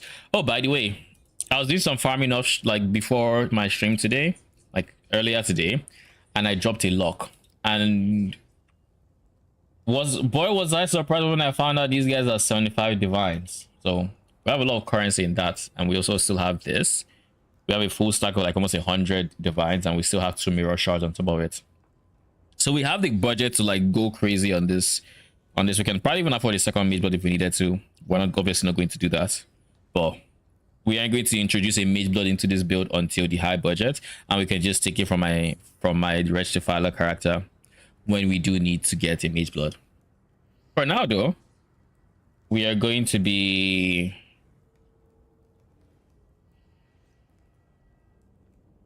where is the belt?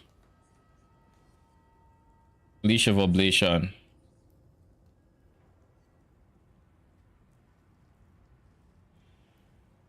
I currently went for all early res.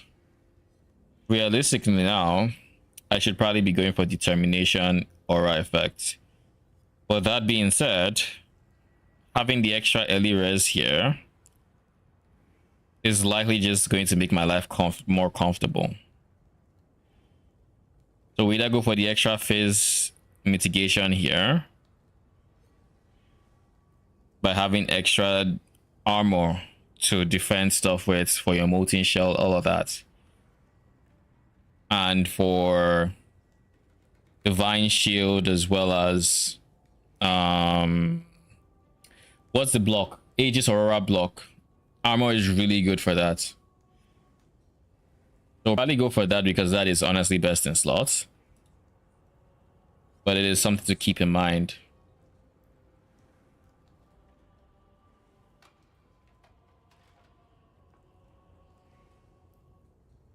So now we're going to need boots that have. We need paladin boots with crafted dexterity, so we can get to 155. But then we're also going to need this guy. So realistically, what we're going to need to do is we're going to need to craft a pair of boots. Searing Exarchita World that has Chaos Res. So we're going to be essence crafting this. We need to have a fracture on this. We have fracture movement speed, so we can properly craft our life. I think that's what we're gonna do. We're gonna get a pair of paladin boots with fractured movement speed, so we can get life on it. And if we can't do that, then we should be able to do it. Here we go. We'll see how much it is and go from there. What is this? Ancient Skull.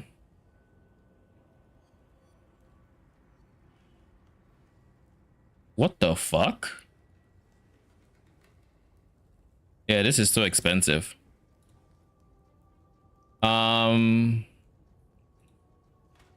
have to get to later when other people are online and it's not just the 24 divine guys, because like, yeah, that is obnoxious. That is very obnoxious. It is not worth 20 something. Tell you that much. It is not. If it was 80%, then sure, I can splurge like 30 plus for it, whatnot, but not the 90%. 90% is not worth 24 by any means whatsoever. Anywho, what are we doing? We're looking for a pair of paladin boots. We're going for paladin so we can actually still get armor whilst getting ES, because we do care about both stats. We care about both stats a decent amount. Movement speed fractured 30. Let's see. 6 divines for the base.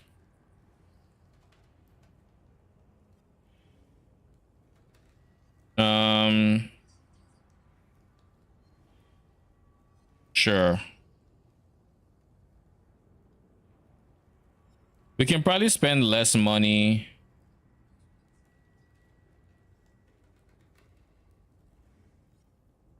Is it worth it? Hold up. Let's do some quick maths real quick. Boots, strength int. If we get T1 life instead, it's easier to get T1 life than T1 move speed. Okay, then yeah, it is.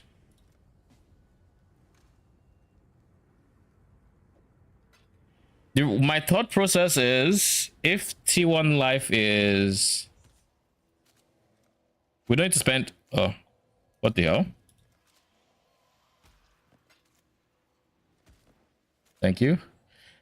If T1 life is, let's see.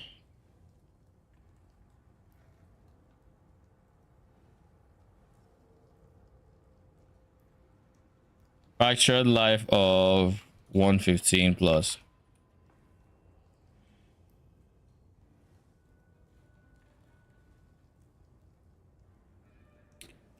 Can get the same craft for a fraction of the cost. But the difference is you wouldn't have 30% move speed. You'd probably have like 27, 26, 28, because you'd be using Veiled Chaos for it. But that being said, it's still like 6 divines.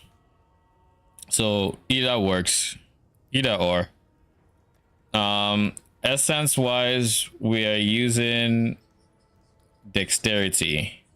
We're going to spam dexterity until we see chaos res.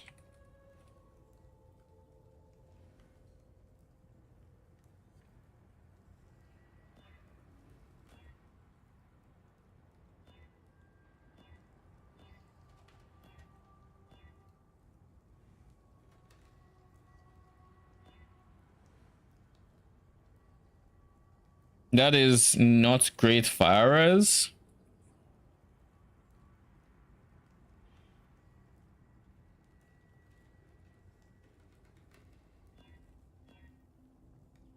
We are looking for any T1 res, to be honest.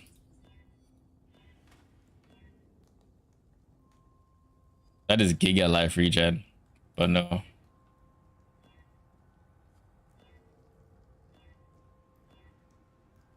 Any T1 res, we are going to try to get some other res.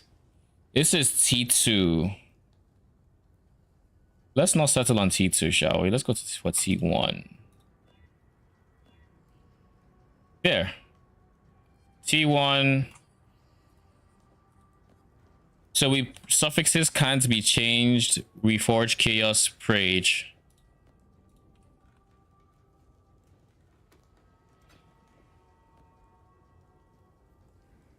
I guess we should also try T. Yeah. So that coming.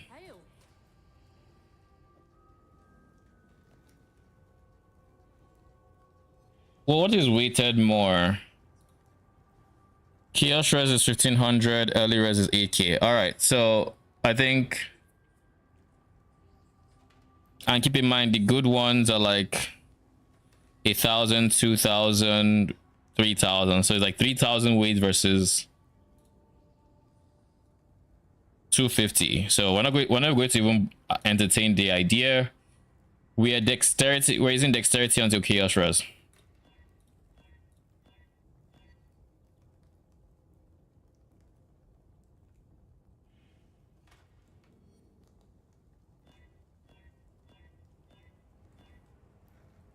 It has to be T1 or T2.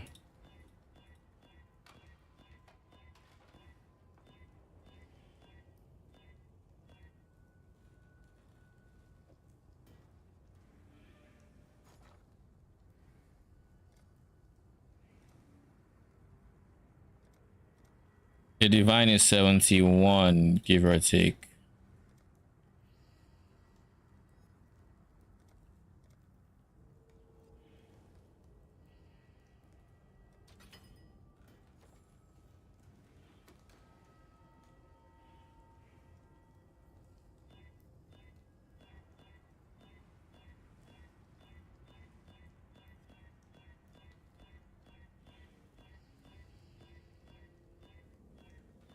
Yo, Chaos Res, would you like to show up sooner rather than later, please?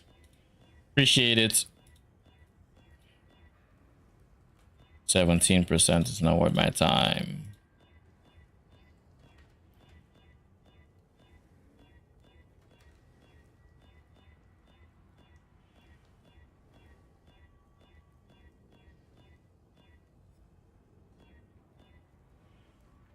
Brother.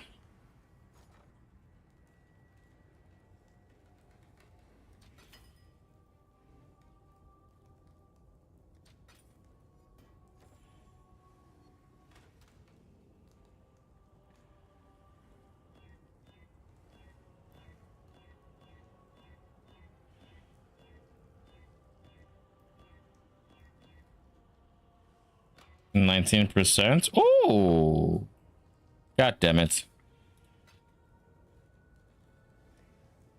Please, we're going to need to hit the 1 in 3. Lightning res? Of course not.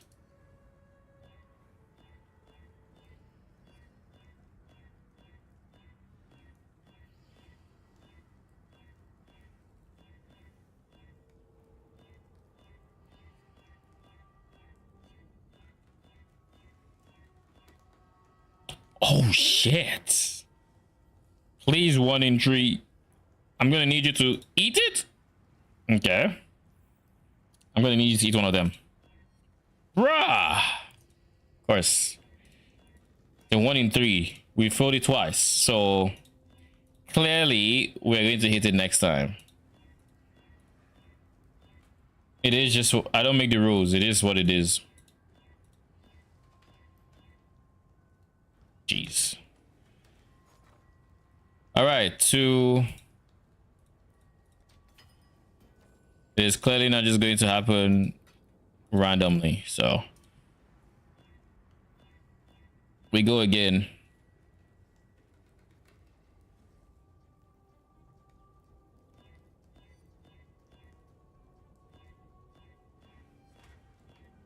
I just don't think I want to bother. Oh god, I didn't see that.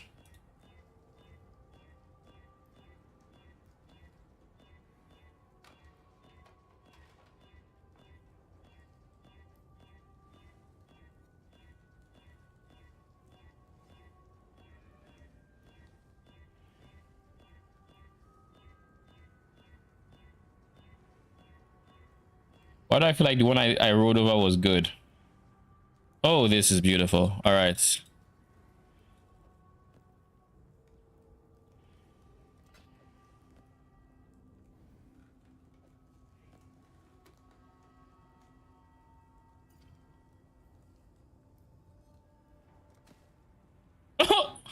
Why? 1 in 3. Of fucking course.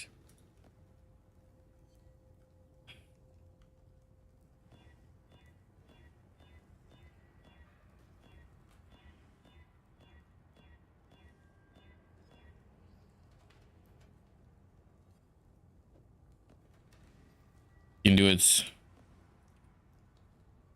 The fact that this is 2 divines a piece just makes this a very expensive craft. Finally. We have something to work with.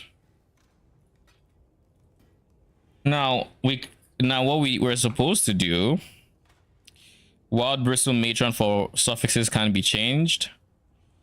Reforged life until something good. So I'm going to buy a bunch of Wild Bristle Matrons because they are cheaper. We started at 98. That cost us 17 divines.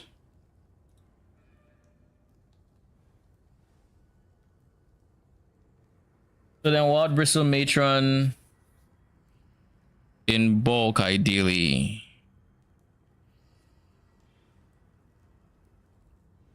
This 110 has multiple.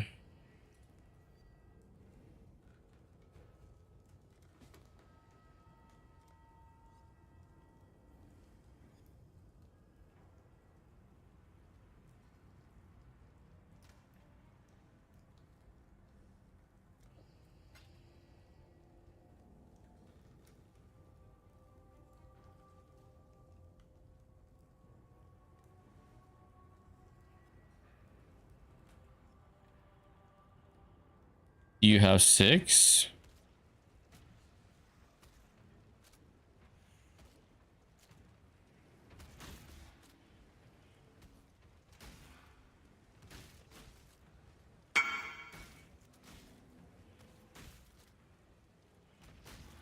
You have 6.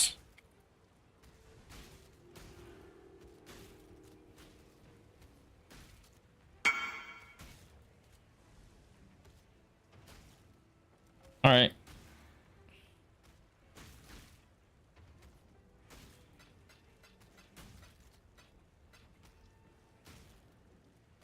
All of them wild bristles. Thank you very much. All right, menagerie, let's go.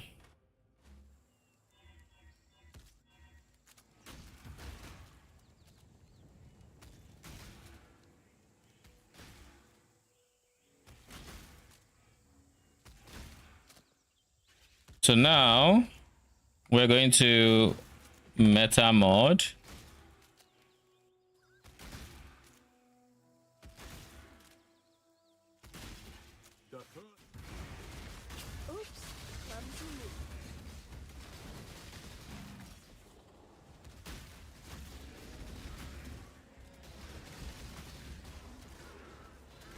You are truly a survivor. Suffixes can be changed. Reforge life, Rage. We go do the same thing again. They really need to add a crafting bench to this area. Or horti crafting station to this area. My guy, get your ass over here.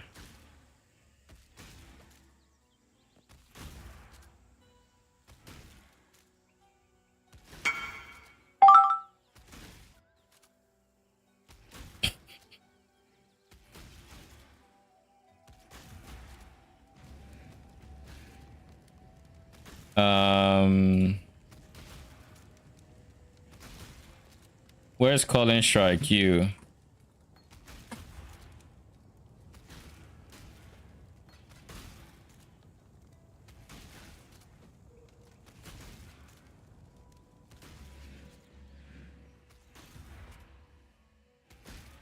Meta mod. Prove to the first ones you are worthy, Exile.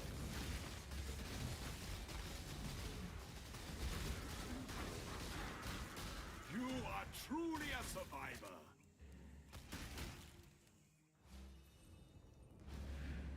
Reforge life, please. Brother. Let's get all the low mods out of it. Why not Eldritch Chaos? That's a good question. Actually, I haven't price checked Eldritch Chaoses.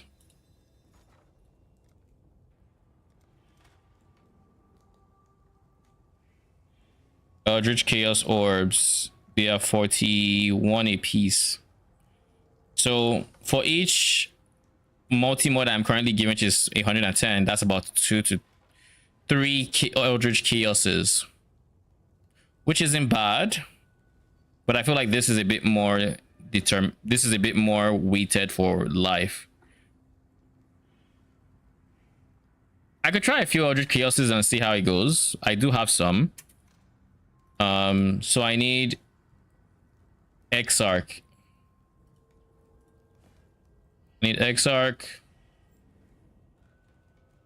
Exarch, nor Ether, Exarch.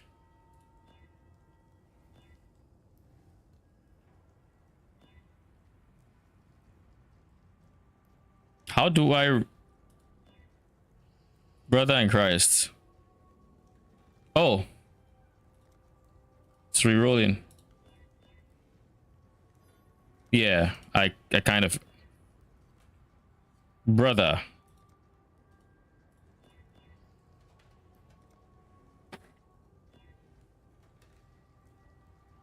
Yeah, this is definitely more expensive per try. Okay, we are just going to continue what we're doing.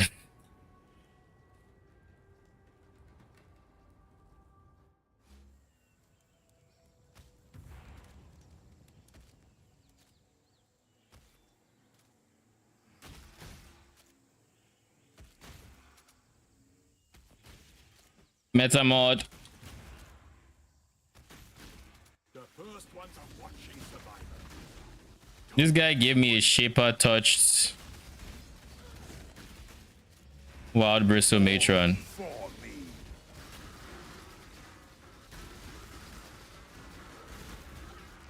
The ritual is complete. I mean, at current prices, this is just 110 C a try.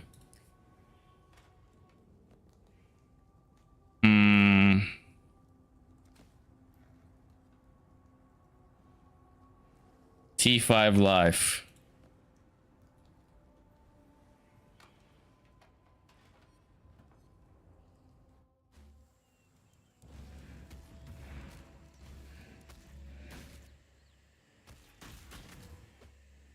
If we run out of these, we'll try Eldritch.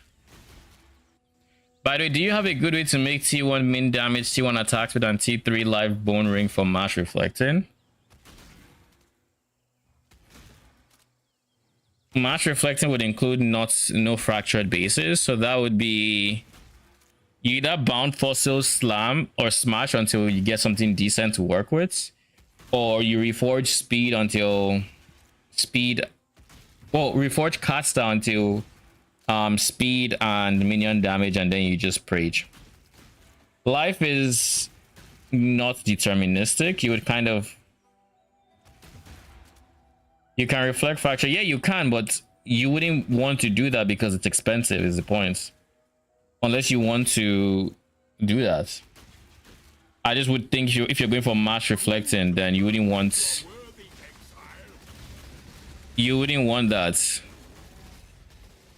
Crack the whip. The ritual is complete.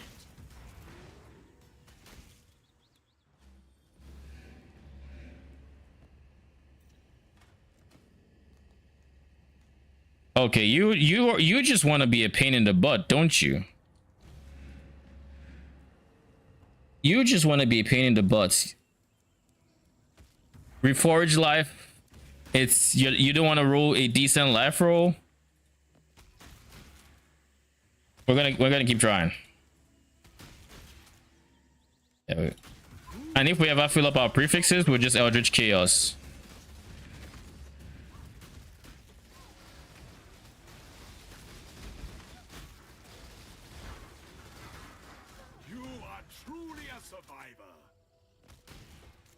Last item is I reflect on 10 mists and still no desired outcome. Last item is reflecting on 10 mists and no outcome. Yeah, I think it's either a bound fossil spam until minion damage and attack speed, or you just, and it won't have life by the way, or you reforge caster until damage and cast speed. But then to get life, you would have to do something pretty expensive, which is where a problem comes in. Dude, what is this? Like, hybrid armor life is okay, but no.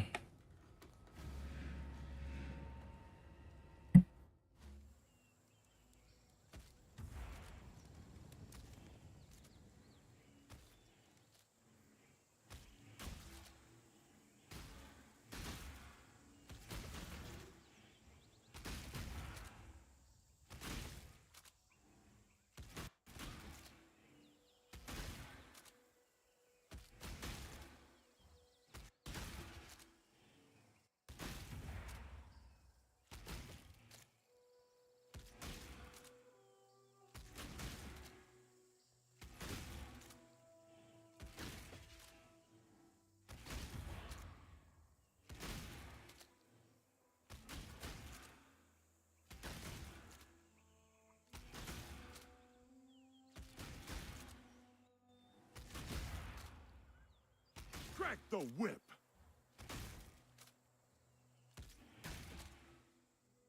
Okay, I am back. Told you Eldritch is cheaper. I mean, is it? For every try, I am exalting twice. That is 40 chaos. The actual chaos orb is 40, so that's 80. And I get to press it like once before it deletes my mod and I have to exalt again. So on average, it's like 70-ish C a try, and it's not even weighted towards life. So I feel like they are both around the same price, because this is more expensive per click, but at the same time, it is weighted towards life. So I should get it in less tries. Don't disappoint them.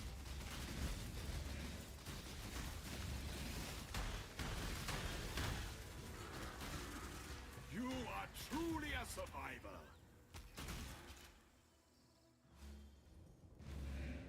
Block with bench, craft, slam, remove, then slam. What am I blocking? Mana or hybrid life? Doesn't matter, we just got something decent. I'll take this. Can't even complain.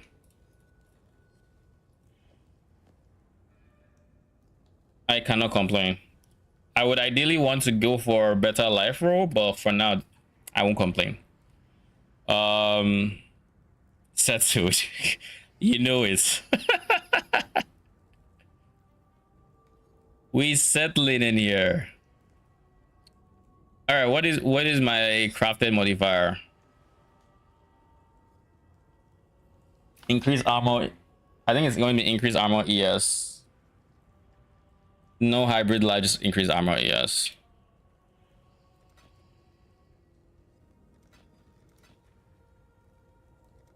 It goes up to 74. We are not settling for below 71 there. All right, boots done. We can go for better life in the future. It's still better life than we currently have going on there. So these are going to be our boots. The next step would be one ring to rule them all. That's the second rare item we have in this POB. A bone ring that has double res, it looks like. Yeah, double res. So this would likely be an essence crafted bone ring with fear till T1 chaos and then reforge. But then if you reforge, you get rid of minion damage. So there's no easy way to do this without the fracture. So we have to buy something straight out, or we just ignore the bone ring portion of it and we go for something like this. This isn't bad. It also gives us another spot where we can have dexterity. Seeing as we can't fully rely on dexterity coming from here, we can craft rings with dexterity till chaos res, and then when they have chaos res, we reforge for cold res. I think that would be the play.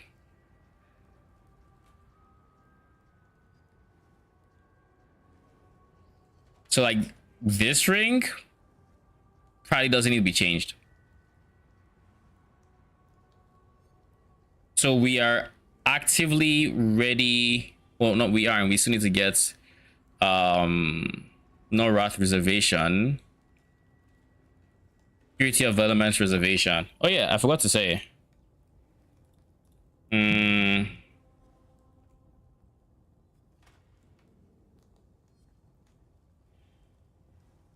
All's uprising. You and nearby allies have 50% increased critical strike chance.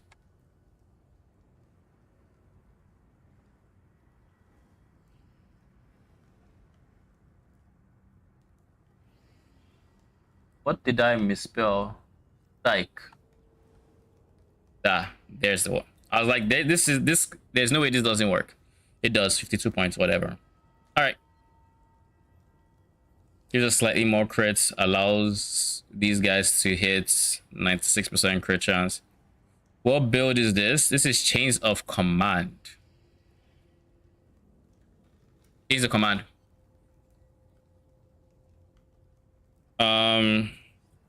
The one thing we need for this setup to work is the helmet. With the helmet, we are chilling, but we do not have the helmet currently, so we are not chilling. We're the opposite of chilling. We are anything but chilling, sadly. So we have to figure that out. But yeah, you have to get Purity of Element, also uprising, the helmet, and Triad's Grip. We do need to get Triad's Grip. Unique Triad's Grip. What can we get corrupted on Triad's Grip? Can we get a good corruption? What are corruption outcomes here? Someone said life was really expensive for Triad's Grip. Let's see. How expensive can it be? Triad Grip. Life implicit. I think the corrupted implicit is life, right? Increase max life.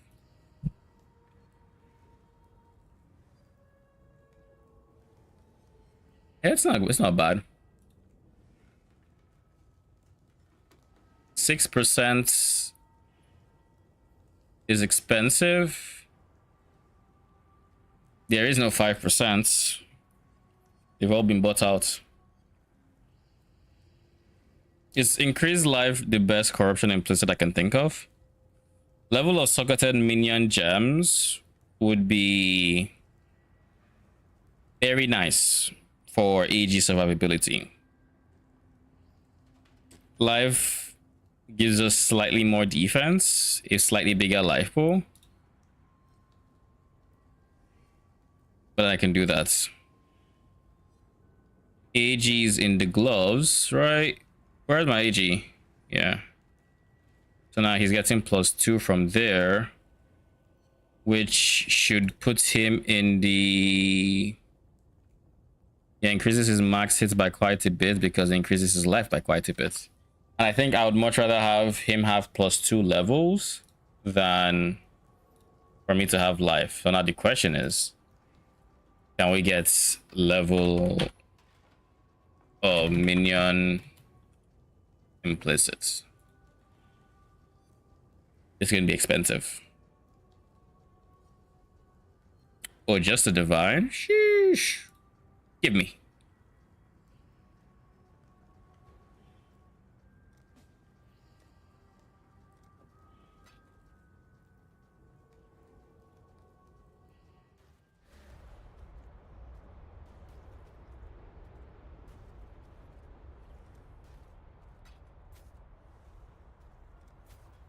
Thank you. Now we just need to do 1 blue until we pop out with 3 blues, 1 red.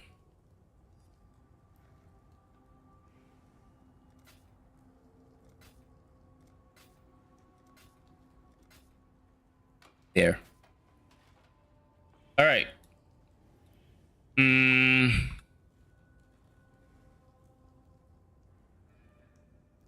How much dexterity do we have? 134. Are we losing any sources of dexterity? No, we are not. We are losing sources of res, but we're going to be replacing them with purity. So purity of fire, purity of lightning. We have ice. We'll be swapping out ice for fire. That replaces the fire res here.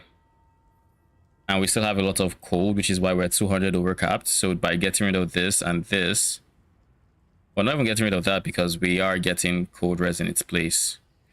But by picking up dexterity there, we have all the dexterity we need on this build.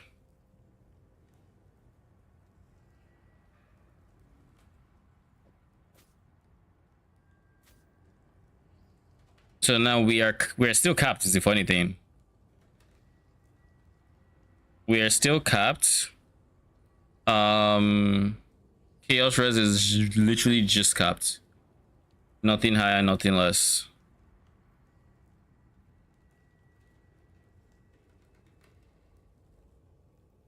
This would give me a bit of chaos res. A bit of life. Way better base.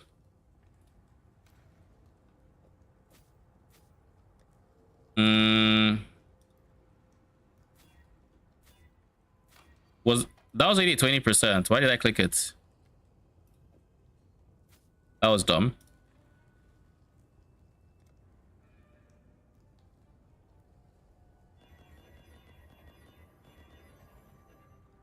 All right. 463.91. We get a bunch of ES from that. Then we lose ES from here. Same with armor. And then we can switch to Void Forge. On my AG, he's going to get a Void Forge. And that's about it. Nothing else changes. Just a Void Forge.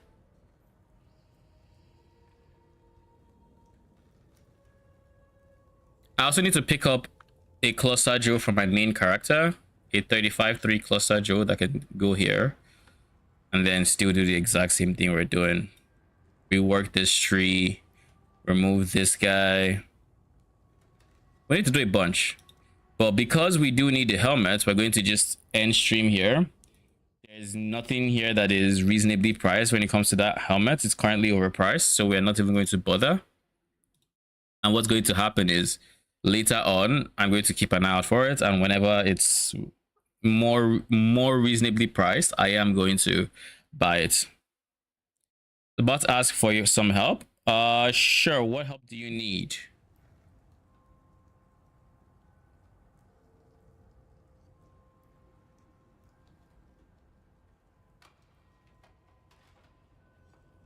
Any chance you quickly want me to show how to transfer +1 Spectre armor to another base?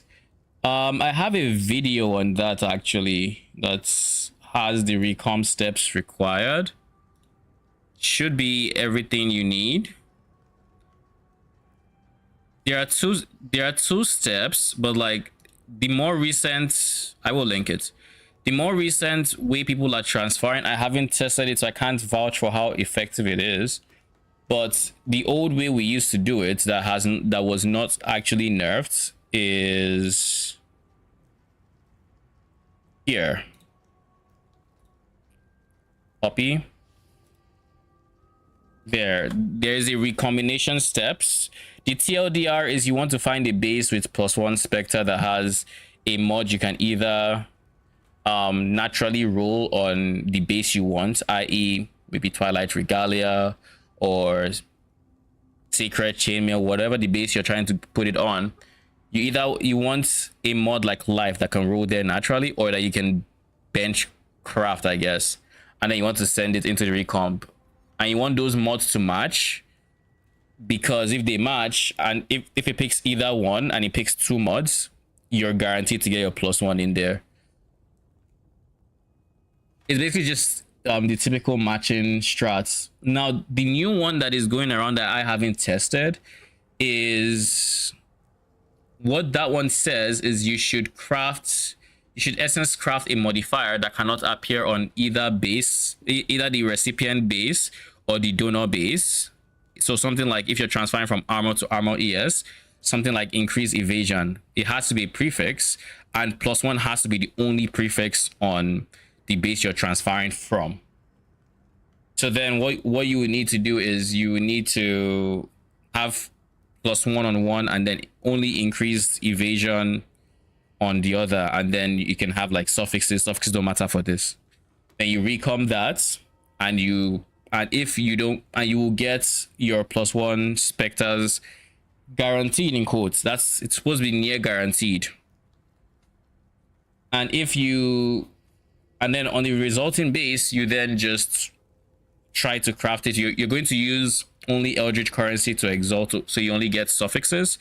Then you're going to fracture, and if you don't hit the fracture, you can just redo it, making sure +1 Spectre is the only prefix in the base, in the donor base essentially, and then the only prefix in the recipient base is something that cannot roll on either of the bases.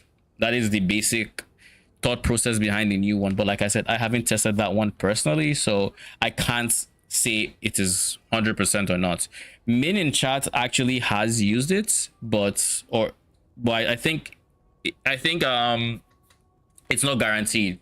We've had people on the Minion Discord say it wasn't, like they've lost their mod that way, but I do think like even that one, worst case scenario, is still a very high chance to transfer it. Is there a specific spot? The number of specters. It's timestamped and recombinator tutorial. That's this one. The first step for this chess piece is recombinating a +1 Spectre mod onto a. So that is the area you're looking for. Thank you. Appreciate it. And I'm glad you're enjoying the content and the build. If you have any questions, let me know. If you're not on the Discord, consider joining, because that's an easy way to ask questions between my streams, or comment section on YouTube is also a very decent place as well. I check both of them very frequently, so if you have any questions, feel free to ask. I don't mind answering. It's all good. But yeah, with that, we're going to be ending. You are welcome.